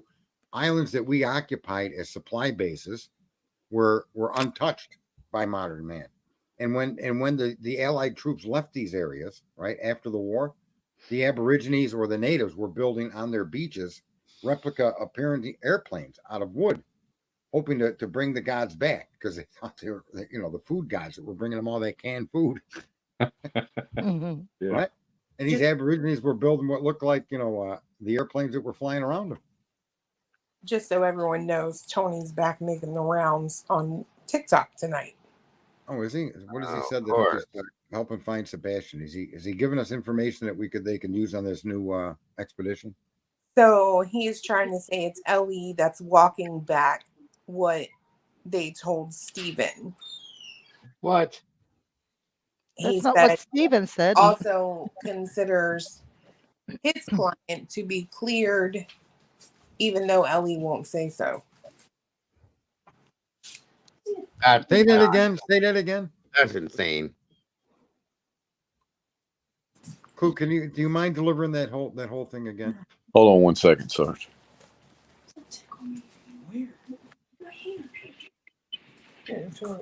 By the way, a fun fact while we're waiting, real quick. If they were to nowadays to build one of the pyramids in Egypt right now, following a standardized plan that they would put together with the blueprint basis and all that, would cost roughly $5 billion right now. I'm sorry. So he's trying to say it's law enforcement that's walking back what they told Steven. And he's also saying that he considers his client, Seth, to be cleared, even though law enforcement will not say so. Wow. Well, that's What? problematic for Seth because he's saying that law enforcement is walking back what they told Steven, even though he wasn't present for the conversation Steven alleges he had with law enforcement, and that contradicts what Steven himself is saying. He's live right now. If you want to pull it up, I don't. You got a link for it? I forget. Hold on. What good is the woman? Put it in the private chat. Well, Now. I mean, to be fair. You know, you're actually. I won't. What? No, never mind. He's doing a great job. Be nice. Yeah, you're awesome. Is this on Tony's TikTok channel? The Sebastian's Army TikTok channel, yeah. Oh, Right wait, there, Brian Paula. hold on. Is this going to be his plan to do a stupid TikTok thing every single night until something happens, or what? Until he reaches the goal of getting money, of course. What it seems like. It's a good place to collect it, isn't it? It's worked so far. Yeah. Yeah, these guys are. And This is pure insanity, is what it is. Did you see all the stuff from last night? Golf. A Here you little go. bit. Start. I saw a little bit of it, and then I saw the apology tour today from Stephen or whatever his name is. Sarge, the links in Discord. So here's the thing, though. Since you said that, if he didn't do anything, what is he apologizing for? If it was Ellie that did it, you know He what I mean? misinterpreted the information he got from law down in the enforcement. comments. As far as like your questions, I know there's a lot of questions and people wanting the boxes. Please keep in mind with your questions that Tony is representing Seth. He's not a private investigator, so keep that in mind. Respectfully, I'm just saying. There's some questions you have to remember that he's not going to have the answers to, and it's not just because he's not doing his job. It's because he's not privy to that information. So just keep it in mind that he's representing the family when you have your questions. And if we can rotate, I don't know if you want to just answer them from the comment Just let section, people Tony, or ask if you want to questions. rotate It's- boxes, because I see a lot of people that keep asking for boxes. And I know you have to get up early, so I don't want to be on too late.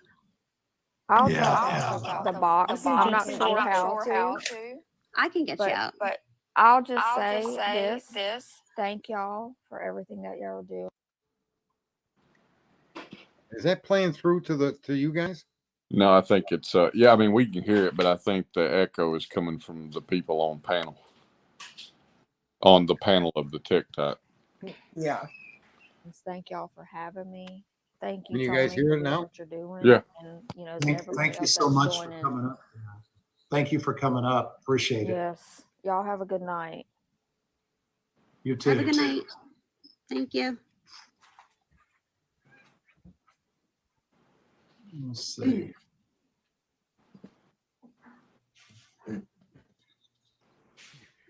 Okay.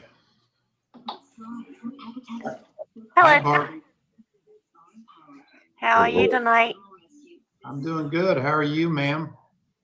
I'm doing well. I've been listening to you since you got with Seth, and I think you're doing an amazing job. Appreciate it, And Barbie. I think that's what Seth needed, is someone to help him with all the stuff that's going on with him. But Big I more just fake news. wanted to pop on here and wish you safe travels tomorrow as you come to Tennessee. I wish I was able to be there to meet you, but I'm not able to. I'm handicapped, so I'm just going to wish you happy travels tomorrow.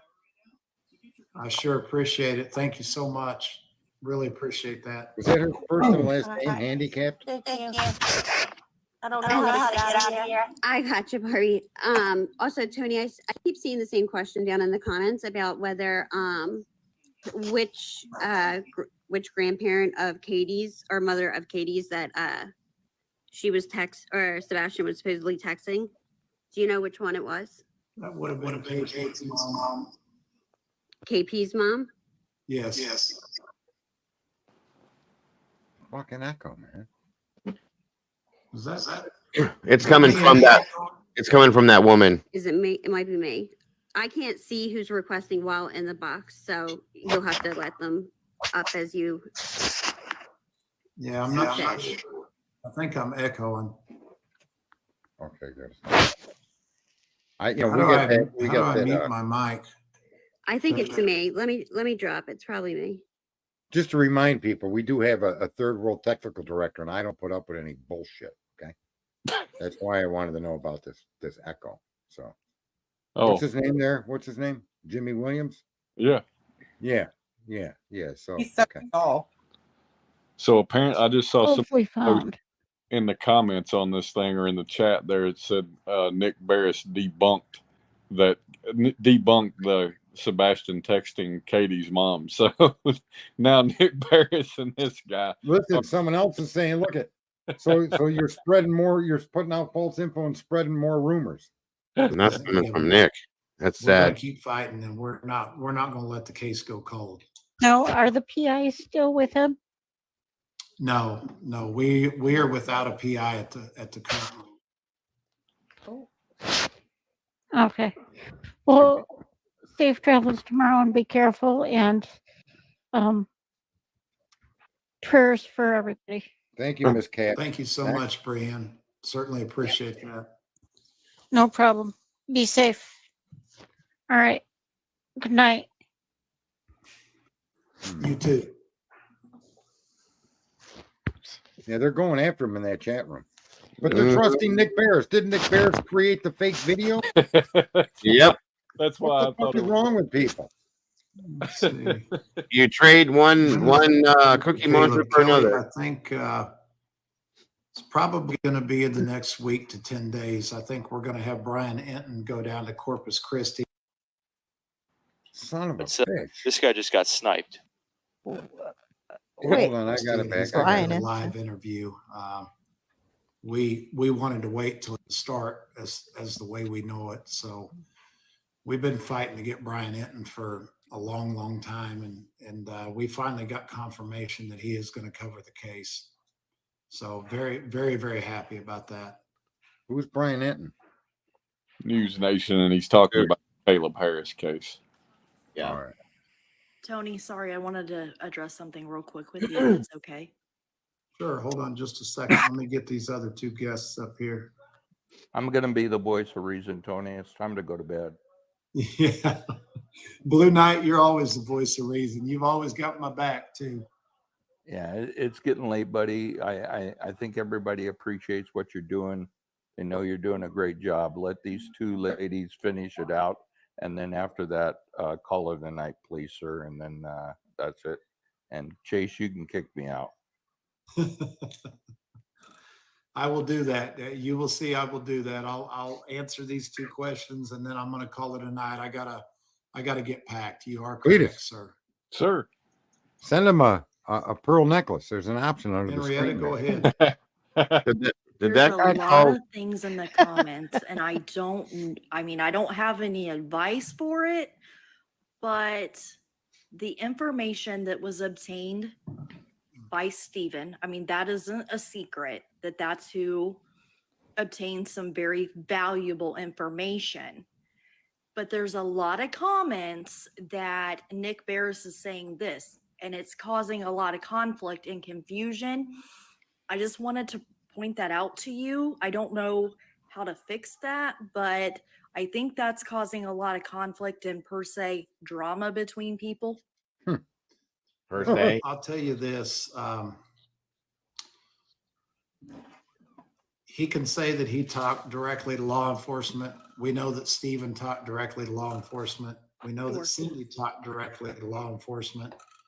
I'm not here to get in a pissing match with Nick or anybody else, but I will tell you that Here comes my piss. I don't still know that they have seen what we have regarding the text to Katie's mom.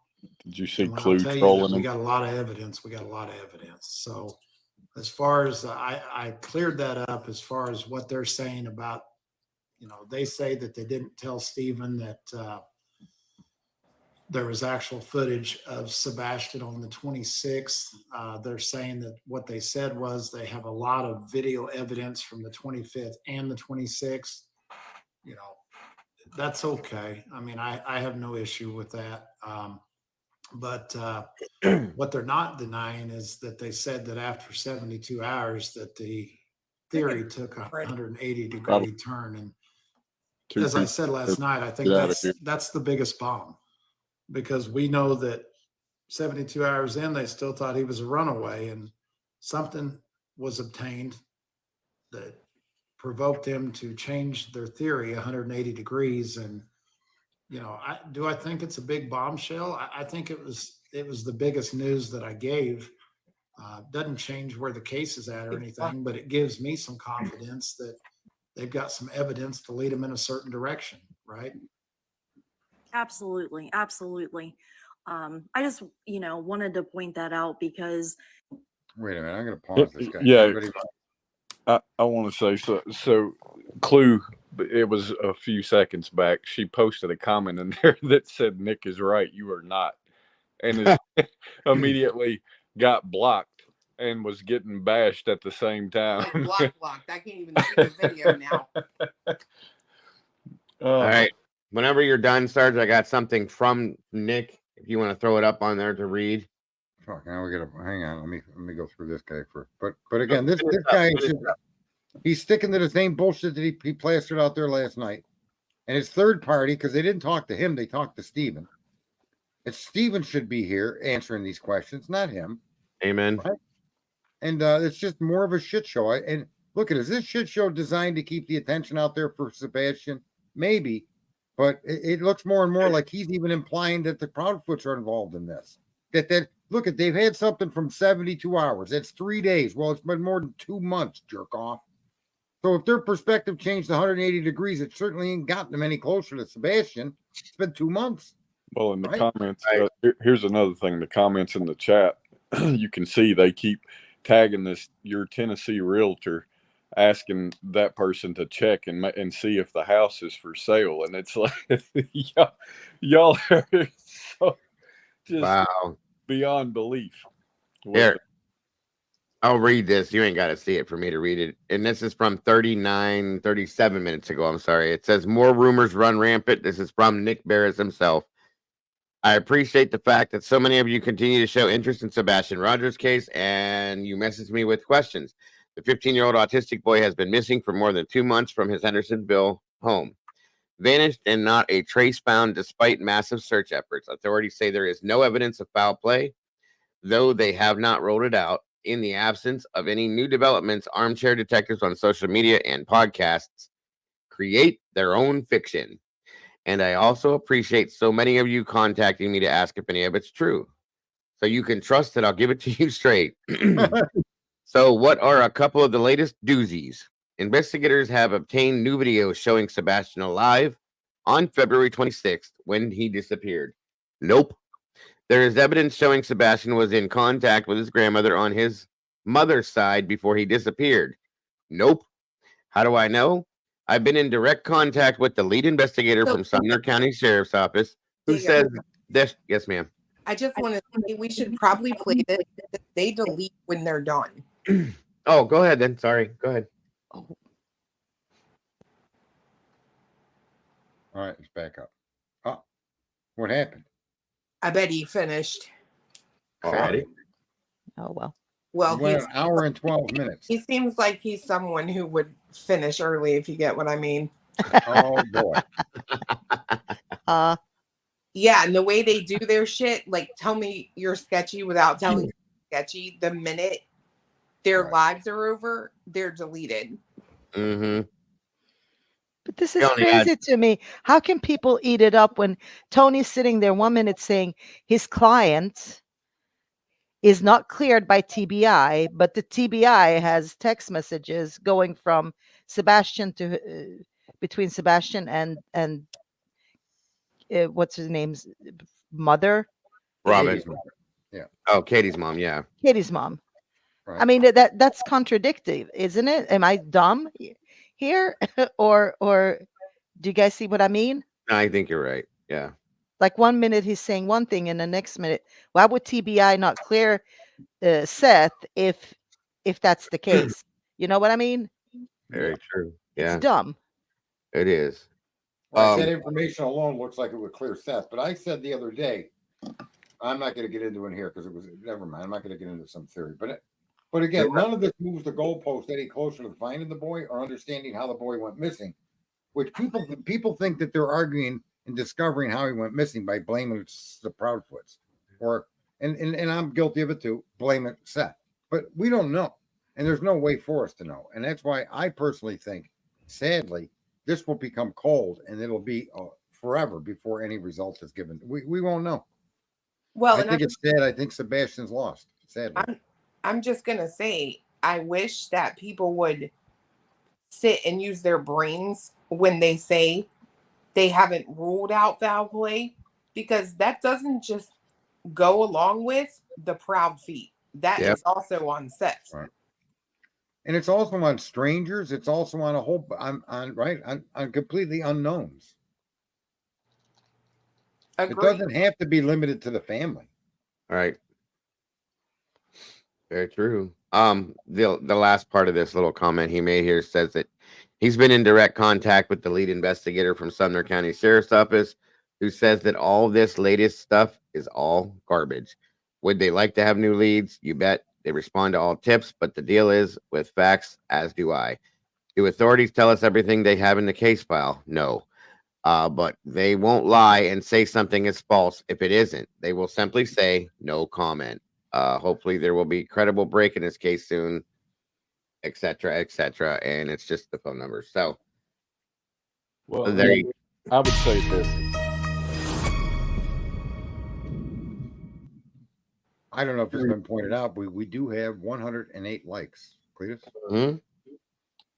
I would say this, right? So Sumner County Sheriff, Sarge, you said they tweeted this morning that all this is bullshit, right? Right.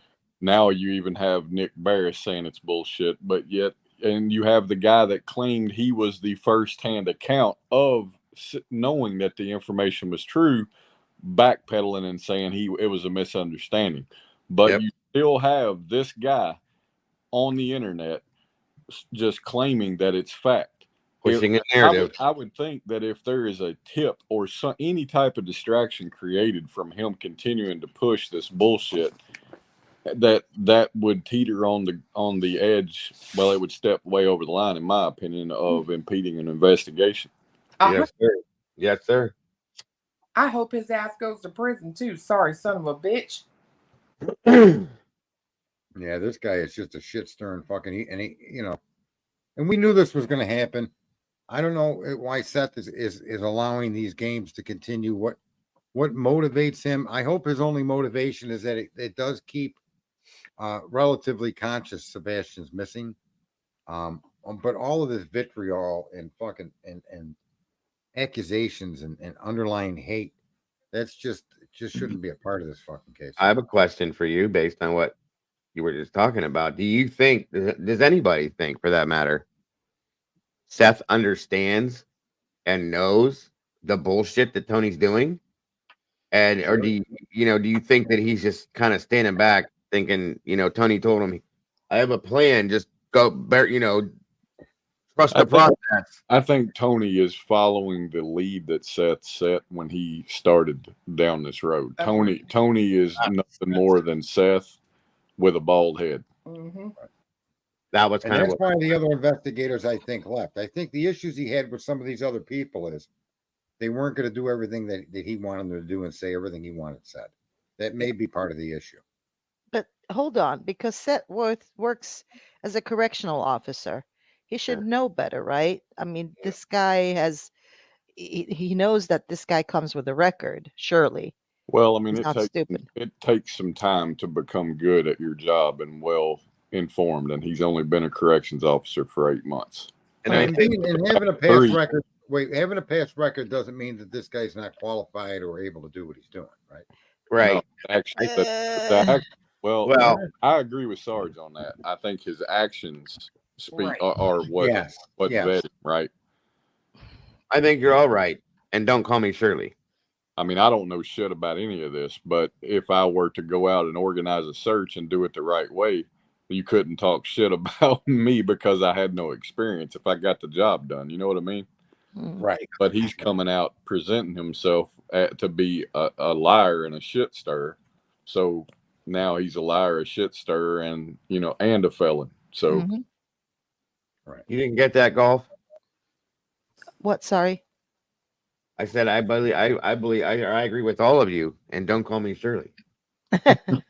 Don't worry, Sippy Cup. We weren't even thinking of it. You didn't get it, obviously. Nobody's seen the movie Airplane? Yeah. Of course we did. What the hell's that? That's a movie. I know you didn't. I wasn't even asking you. Erwin. What movie was that? Airplane with Leslie Nielsen. Erwin. Yeah. That wasn't on that movie. That was on my favorite movie, Throw Mama from the Train. Remember Danny DeVito? Erwin. Yeah. Oh my God. Yeah. Oh, the actress that had a piece of her tongue cut out. Yeah. I can't think of her name. Crazy looking broad, man. She was in Goonies too, right? Yep. Oh, yeah. Oh, it's- what the Anyway, hell is I it? cannot wait till Seth meets Tony in real life because Tony's got an ego, and I don't know if Seth's gonna like that. Well, Well, he's about to meet him Seth this does weekend too. because they've organized and promoted this big ass rally from the Rudder to the where I think they changed the location of where they're meeting. Yeah, they did. They're meeting at the high school is where the riot ends. So Why do you think that keeps changing, Cletus? They keep canceling, rescheduling, changing this, changing that. What do you think that's all about? well, if I'm not mistaken, on the post it says they changed it from the church, from Long Hollow Church to the high school because of the size of the gathering, which makes no sense because the area at the school is way smaller than that of the church. So Right, but then maybe there's not that many people coming. That could go That's a good point. Good point, Clue. Yeah. I know that they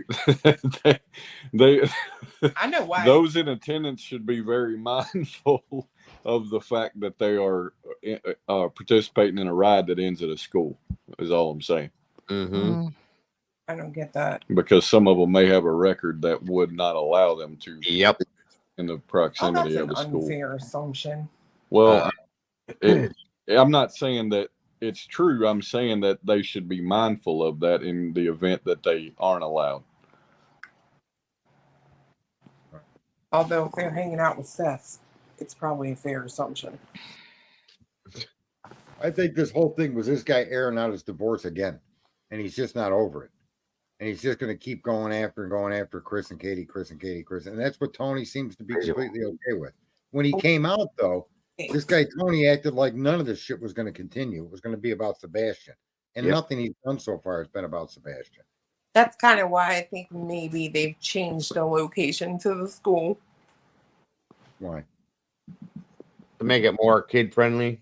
No, because it's closer. Katie and Chris. Oh yeah. Oh, they want to entice them to come to the school. No, I think he just. Well, I mean, it's like what the day we met him, he was hanging out in the construction site. Yeah, they just want. He just wants to be closer to there. Right. Like Yeah, I'm telling y'all, that dude is still hung up on that girl. I've been saying that forever. You can just tell. Like, there's women in here that have exes like that would still do whatever you wanted them to do for you, and it's just you can just tell like he's creepy about it. If she left Chris tomorrow, which God knows is not going to happen, he would run to her arms wide open like he was flying a plane. Telling you. Yeah, like you. I don't know. It is creepy. Like.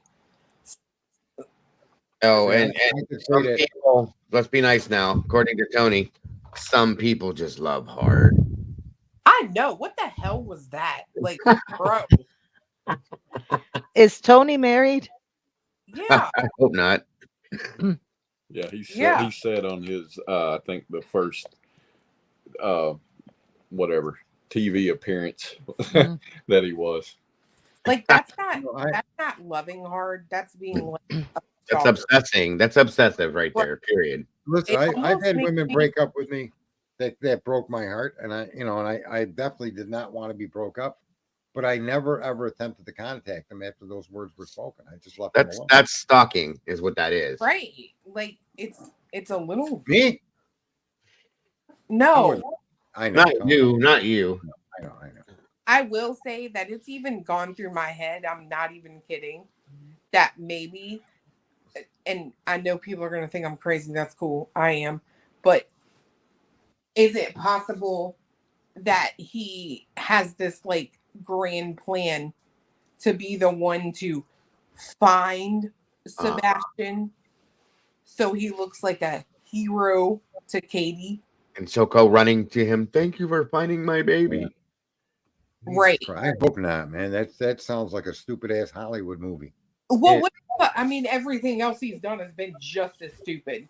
I think his mind is a stupid ass Hollywood movie, to be honest with you, the way he's done shit.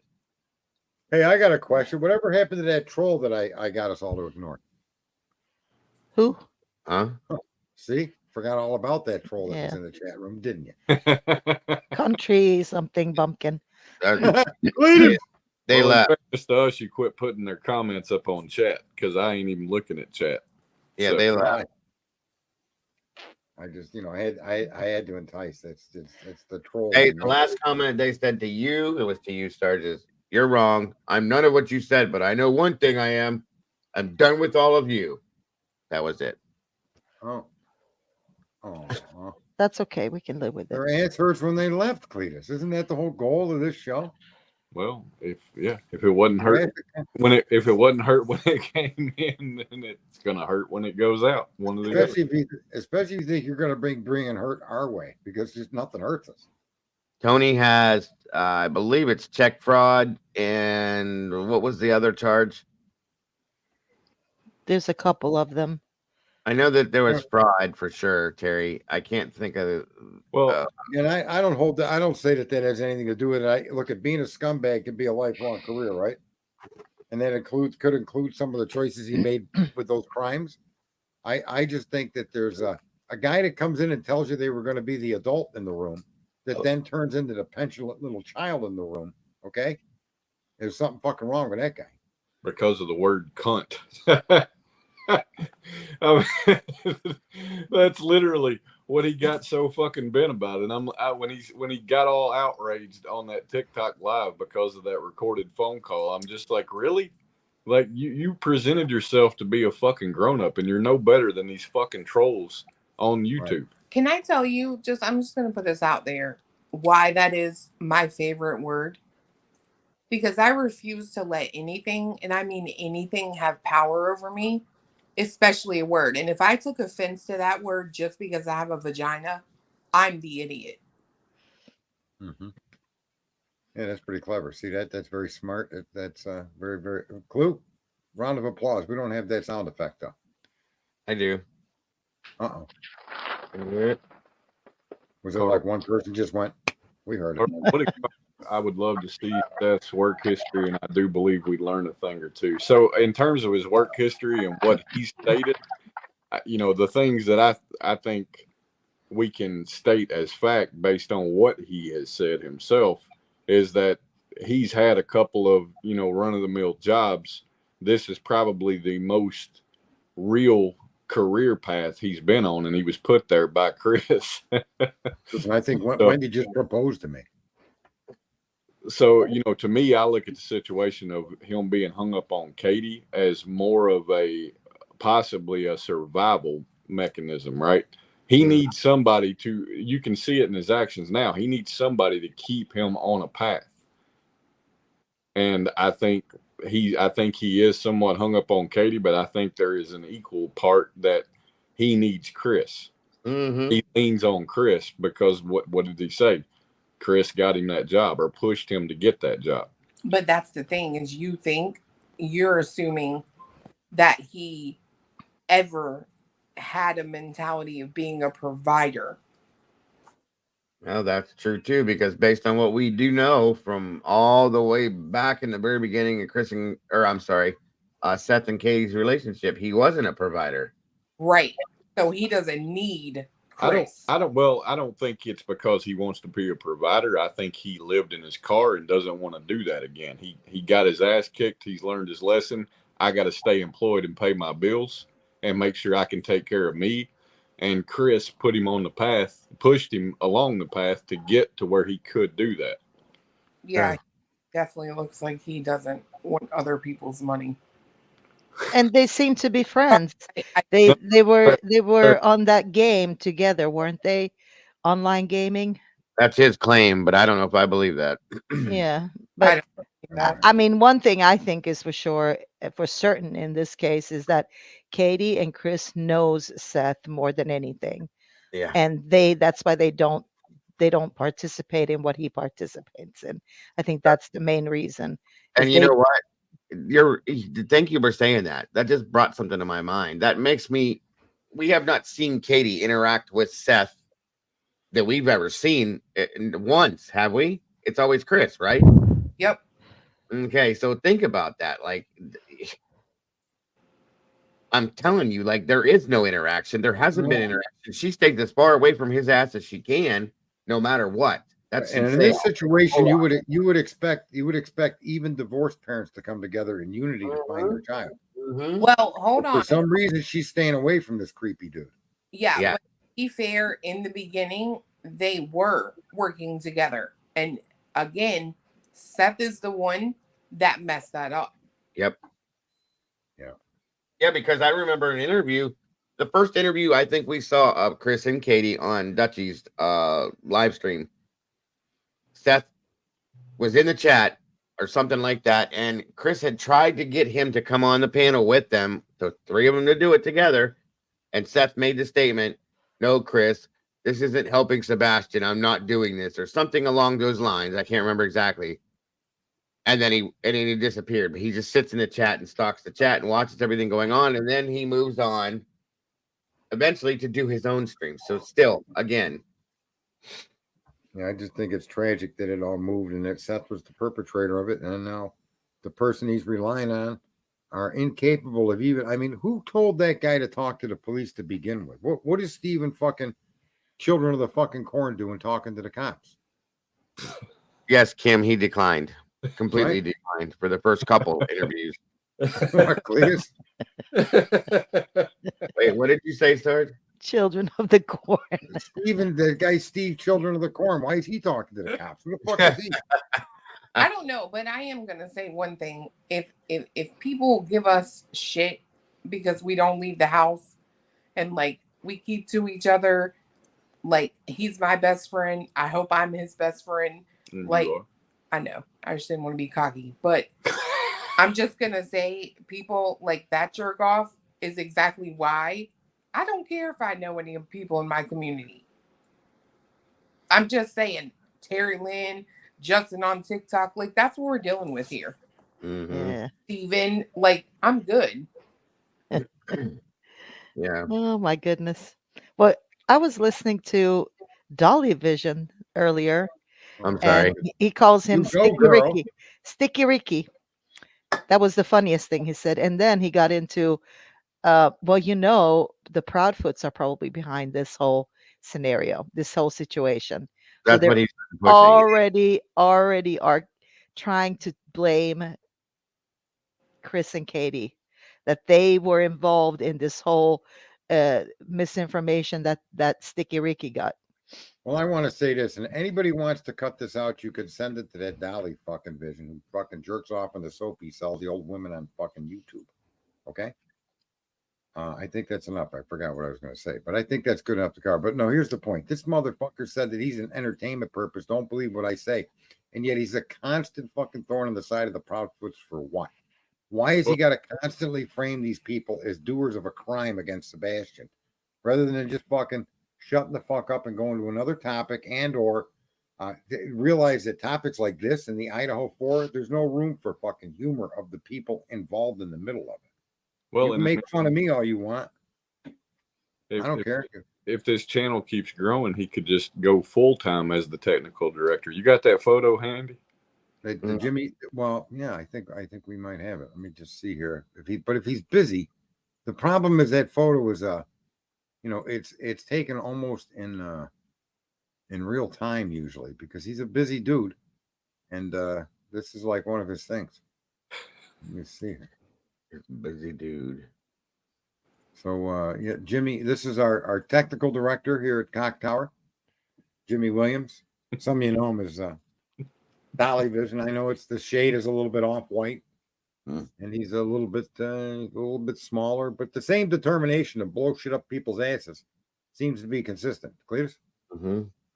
Yeah, I think this was taken, in the summer a couple of years ago. That's why the he doesn't look the same anymore. Yeah, he lost his tan. He's no longer out in the jungle. I want to show this because picture may have actually been taken during the Quentin Simon case where he spent most of his time outside picking up, yelling at, the house. Yep, she's absolutely right. Okay, this is the picture I wanted everybody to look at earlier. Let me take the comment down. Look at the size of that in relation to the human standing there. And what are we doing? Oh, we're lifting it. What? Oh, Imagine that. I don't see people. Oh, that little black thing. Okay. Oh, but yet, no, we couldn't build the pyramids. No, we couldn't even. Yeah, okay. That's what I'm telling you, folks, that's a myth. That's not true. The fact that we won't build the pyramids is a correct statement. But can we? Absolutely. Cletus, what do you think of that block? $5 billion. The only thing, listen, the only thing bigger than that block that I've ever seen on this show is Truth Not Feelings head.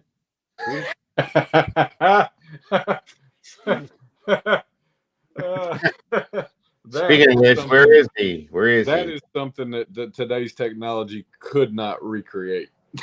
I don't know. I messaged him. That big fucking head stands all on its own, right?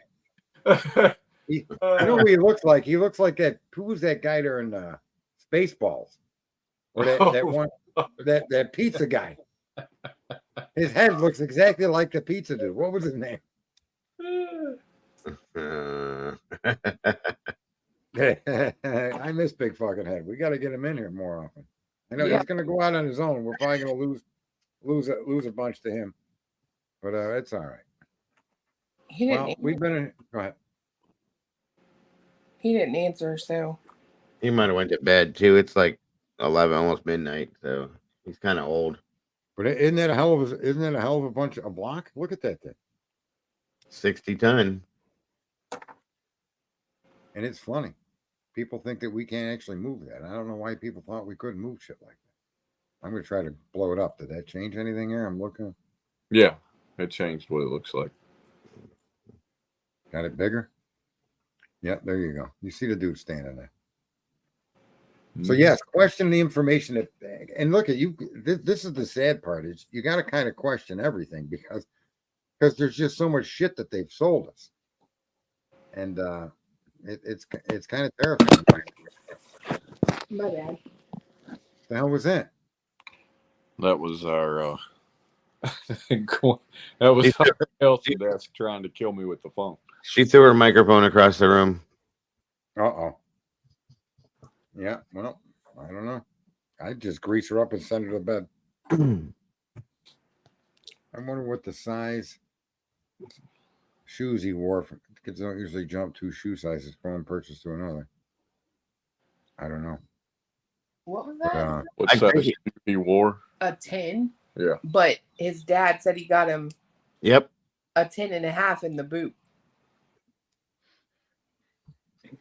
Okay. Well, depends on the style boot, though. Usually, yeah, like it really depends on the maker of the product, the size you're going to wear. It isn't like it was when we were kids. If you had a size fucking 2, anywhere you went was a 2. Yeah. Nowadays, that's not true. You could say 11 on it. I tried on so many different maker shoes at 11 that don't fit. Too tight, too narrow. It's like, Jesus. And anyway. I wish I knew what this guy, so I could see what Seth, his gain with Tony. What I can't figure out is Tony's gain. That's because if he's not getting money, what is he getting? Well, he's getting publicity, right? Oh, absolutely. He's getting fame from this, and he is. You got to remember, he's a regional sales manager for a crane company. How big could that business really fucking be? I mean, I'm not saying that he doesn't make a healthy living, but I'm saying that business would be a busy business because of the parts and the Is he not in the oil industry? He keeps saying that I'm in the oil industry. that's what he said, but he sells cranes. Yeah. So to me, I think he's seeking publicity so that, he can sit at his kitchen table and continue to do TikToks and missing people's cases and speak to bullshit that he knows he doesn't know, but sounds good on a live stream. Yeah, he reminds me of that guy Avenatti that injected himself into President Trump's campaign and once he was elected with that Stormy Daniels. I don't know you guys probably don't, but this guy injected himself and he was being treated like he was royalty by the media, only to find out that what he had been doing was fucking fraudulently jacking companies up for money, Nike and others, and now he's actually included in trying to jack Trump up for money in the Stormy Daniels accusation. So he went to prison. But prior to him going to prison, right, like Tony, he was Mr. Big Deal, Mr. Attention. People are like, why don't you run for president, Mr. Avenatti? And then the guy gets nailed for all his criminal fucking legal dealings he's been doing for years and goes to prison. That's You what know, it looks like. Tony's walking down the same path as that guy. I was I going to think say that's a very good point. He could be, planning a political campaign. I don't know if he has that much forethought. I think he sees what Coffindaffer did and how she made a name out of doing Idaho 4. She got a contract with News Nation during that time, and I think that's what he's fishing for, because that's good money that you can make just being, affiliated with something like that. That makes sense, right? Well, Like, what the WSU kid did to get on Paramount? he said the other day that he just secured an interview with Brian Hinton Mhm. for Caleb Harris. Listen, they're all using this to their advantage, and that's the illness here. People, I want people to make money, but and look, if you're going to spend all of your time and you're going to invest a lot of the resources available to you to hunt for this kid, then I really don't care how far you go. If you're going to hunt for kids, and look at that one guy that got on America's Most Wanted that went after all of them people after his daughter was killed, right? Adam Walsh. Remember him? Mm-hmm. Yeah. I don't have any issue with guys that are climbing that ladder, but they never sway from their core value, which is find the kids. Yeah. Right? Like Jerry Lewis, Cure the Muscular Dystrophy. There was a lot of money involved, but you didn't see Jerry Lewis spending all of that money on Jerry Lewis. Right? True. So I don't object to people doing that, but in this situation where the person's actually telling us lies and disinformation and then coming back to cover up for it, you got to wonder what motive and what the fuck are you doing, bro? As much as we dislike Coffindaffer, I don't think she would ever do something like this. No. Oh yeah, she would. Yes, she would. I don't know Fake if I agree information? with it. Go look at her through the Idaho 4 and the stuff. she I was mean, telling. but she wouldn't go this far, like She's a go on stalker? TikTok and She was all over Twitter and the news media. She's a stalker. He was there. That woman is. That's why I call her cum dumpster, Jennifer Mm. cum dumpster. I still see a little bit of a difference between what she did. I think she's a little bit more clever than this Tony. Tony is Oh, okay. is like more straightforward and idiot, in my opinion. But that's just my opinion. I agree with that. Well, he hasn't trespassed yet.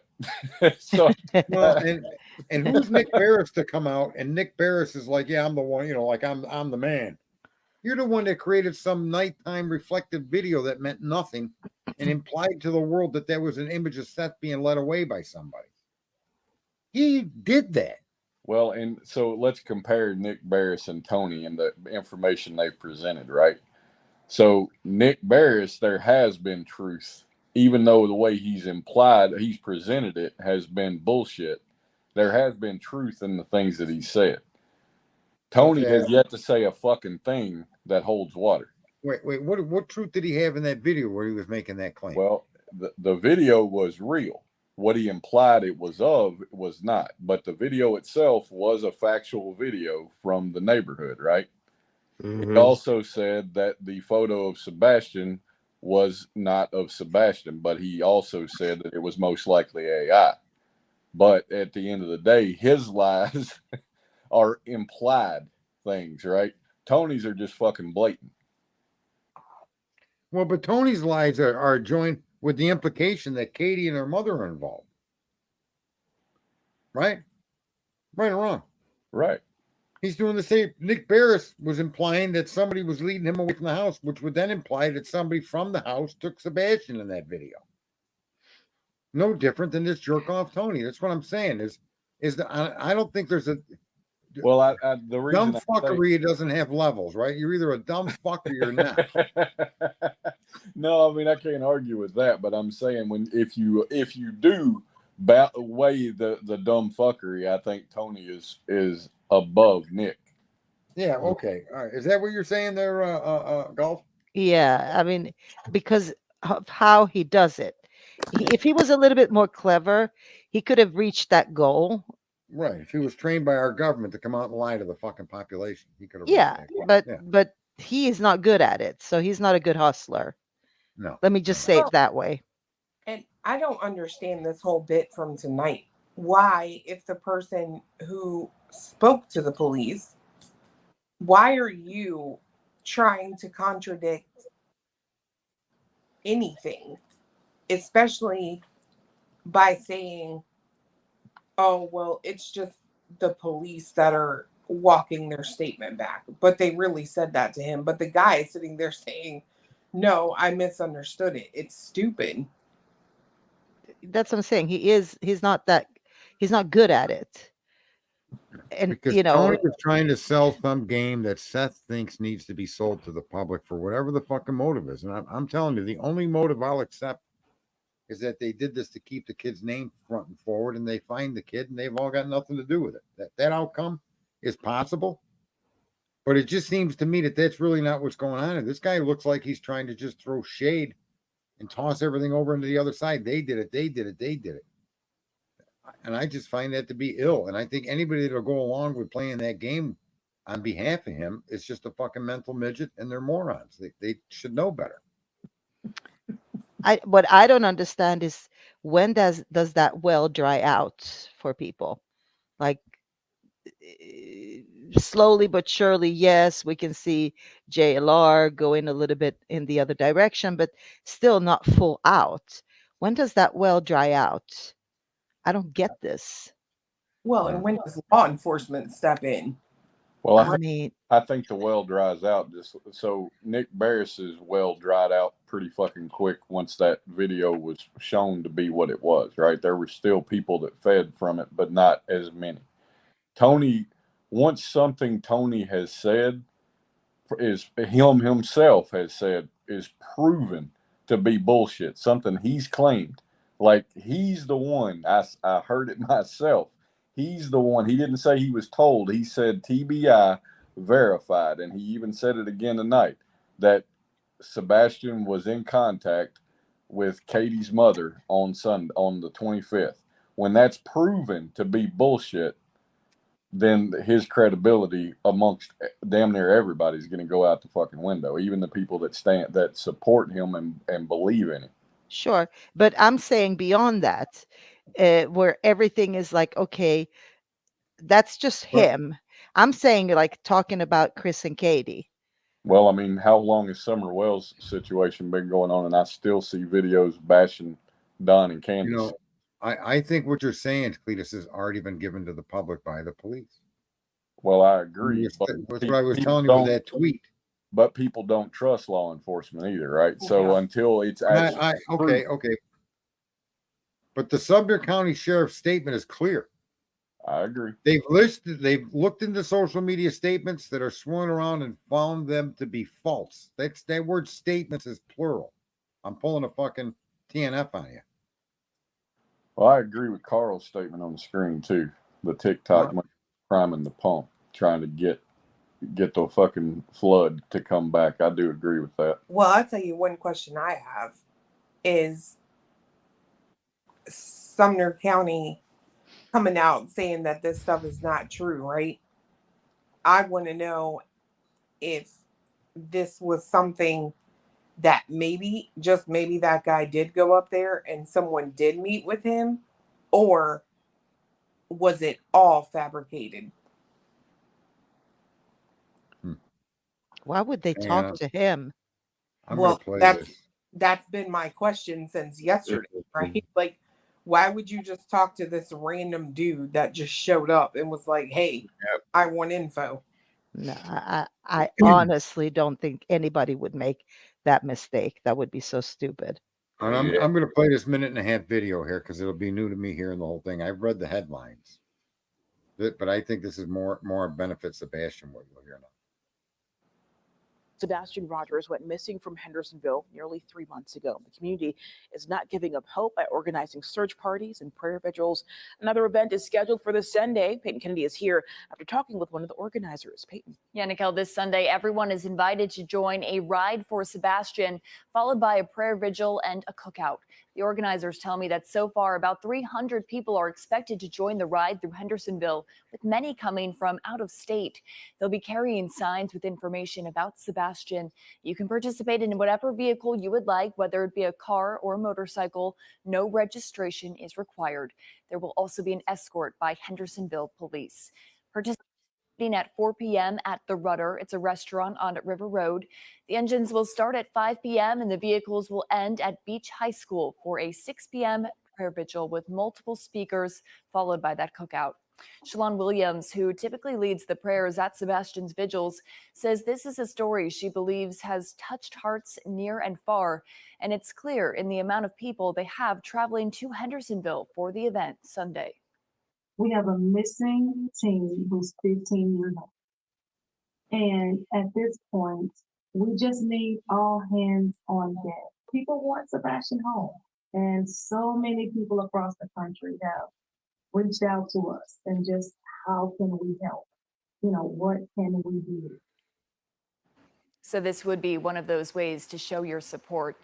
And with rumors continuing to circulate regarding Sebastian's disappearance, the Sumner County Sheriff's Office tells us this morning there is no new credible information to share. They've looked into these social media statements that are swirling and found them to be false. Da-da-da-da-da-da. Charge it. Remember that with the Flintstones and they'd all go running off to the store to put stuff on their credit card? Yeah. So as far as I'm concerned, everything Tony just said tonight was debunked by the police themselves earlier in the day. Yeah. Everything he said, debunked. So we're sure Chris and Katie is not behind it, right? Yes. Okay. Well, we're not sure of anything, but we're sure that there's no information to lead us to I'm just, I hope everybody took that as a joke. I'm sorry.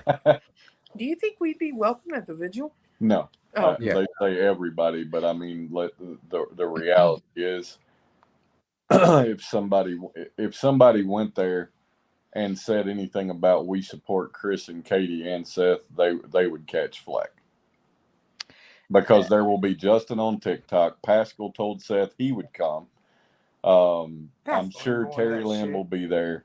All of these people that are diehard Chris and Katie are guilty will absolutely be there, capitalizing off of every moment of it and starting shit with anybody that showed up that has any doubt in Seth at all. I have a question about this. Is it this motorcycle ride? I thought that was something that Chris and Katie put together. So they were working on one at a Harley shop, but this is with the 615 MC boys, which is not that. Oh, okay. No. Okay. Oh, but I thought he went in there to buy a new bike. Yeah. Well, to be fair, we don't even know that they were. Do we know they were there organizing? No, I'm just saying, though, it's just incredible the amount of stories that have come out on those two, and none of them amount to any of the accusations the stories were built on. Right. You know, these people out here, these people are all sick, and it's a shame that this guy has got some kind of offsetting problems, this Seth, and people are just hurting this guy more than they can even imagine by egging him on and carrying him on their shoulders while he's doing the bullshit he's doing. Maybe you should be his spokesperson, Sarge. I absolutely should be a spokesperson. That wouldn't work out. I would do it at no charge. I don't need anybody's money. That wouldn't work out, though. No, I would be a spokesperson, but it wouldn't work out because I would just tell him, we're going to shut the fuck up. Right. That's it right there. The first time he went to say something, Sergeant slapped the shit out of him. That's a great question, Carl. Like, I've never seen a situation where there's like visual. 2 weeks, we'll have another one. 2 weeks, we'll have another one. Like, it just bothers me. Like, how do you know he went home in those 2 weeks? Thank you. Yeah, it's and now they're saying it's close to 3 months. Yeah. Wow. Yeah. It is 9 days away. It's 9 days away, huh? Mm-hmm. You know what I was thinking the other day? The Amish communities that Wait, are wait, surround- wait, Oh, wait, wait, sorry. wait, golf, wait, golf, wait. Sorry. Don't we get a chance to guess? Oh, no. Okay. The Amish communities, you know, they don't keep up with the news, and they're not that far away, are they? No, there's one 20 minutes, well, from Hendersonville, about 30 minutes. And the path of travel that I think he could have walked off absolutely would lead to that area. You know, we should go there this weekend Mm-hmm. because you need your honey anyway. Yep. And I wonder, because I was like, oh, I wonder if there's like flyers and stuff like that set up, because Out they that way, yeah. boy that's lost, you know, like that, and they would have no idea because they don't have outside world, you know, Right. Put them on some knowledge. telephone poles in their area there. Yeah. Where they take their horse and buggy. If I don't know what they ride around in, but I'm guessing. Well, they go to the little country store. They have like little Amish stores and stuff out there. Yeah, the we community that's closest is in Scottsdale, Kentucky, and it's they've got a map at a store there that shows all the businesses that the Amish, and it's, you know, there's probably 12 or 13 of them. Yeah, I was gonna go up there one day, and they were closed. Like during the winter You time, they're should go up closed. there. They're famous for training the horses with no legs. Mm-hmm. What'd you say, Clue? What? I thought you said Dago. No. That's that ghost, bro. Sorry. No, but since they were closed like all winter long, right? They're not really open in the winter time. I was like, holy shit, the kid could be up there, right? Who knows? Yeah. No, but looking further and further into Yeah, the but area, I think they'd come out looking for somebody that he could belong to. You know what I mean? I mean, that depends on what he says. Right. Maybe he doesn't want to. Like, he's like, I mean, who the knows? Elders would have access to worldly information. Mm-hmm. I don't know. Yeah. Well, Heck, anyway. When they had a computer in there and everything. Yeah, You they have. guys ever go to a smart or I'm sorry, have you ever gone to a fart smelling contest? What? Are you lying right now? I hope you're lying. Why do I have a feeling this is a setup to kick everybody off the panel? No, I was thinking of that though.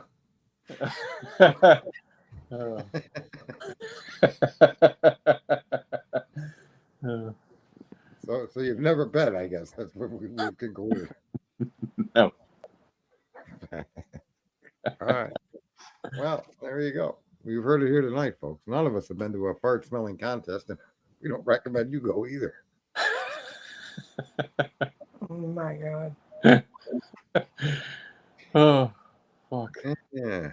Well, you know, we give advice. Sometimes it's good. Sometimes it's excellent, as in the case of the fart smelling contest. Can't get better advice than that. And sometimes it'll make your ass hurt. Usually it will. Yep. You'll come in with your ass hurting and you'll go out feeling better, or on your way out, your ass hurt more. You know, we are going to go out there this weekend because that is one area I doubt has been looked at. And if I don't know how that works, right? Like if he wasn't comfortable or didn't want to talk while he was out there. Yeah. All right. Well, so who wants to vote to end the stream? Nobody got a vote. What a challenge that was for all of them. Folks, we ran over tonight, but we did break 600. We want to thank Molly. Molly, thank you. Who else do we want to thank? Well, I'm going to refresh the screen. 122 likes or better. That was fantastic. There's something called an algorithm. Somehow now we're in the current of the algorithm. And for that, I want to thank the folks that liked 128. And the folks that joined.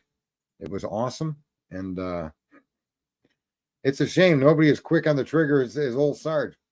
But I still got that good trigger finger. Bang, bang, bang, bang. And all 4 went down. So we'll talk with you again. We'll see you probably Monday. And in the meantime, have a good day.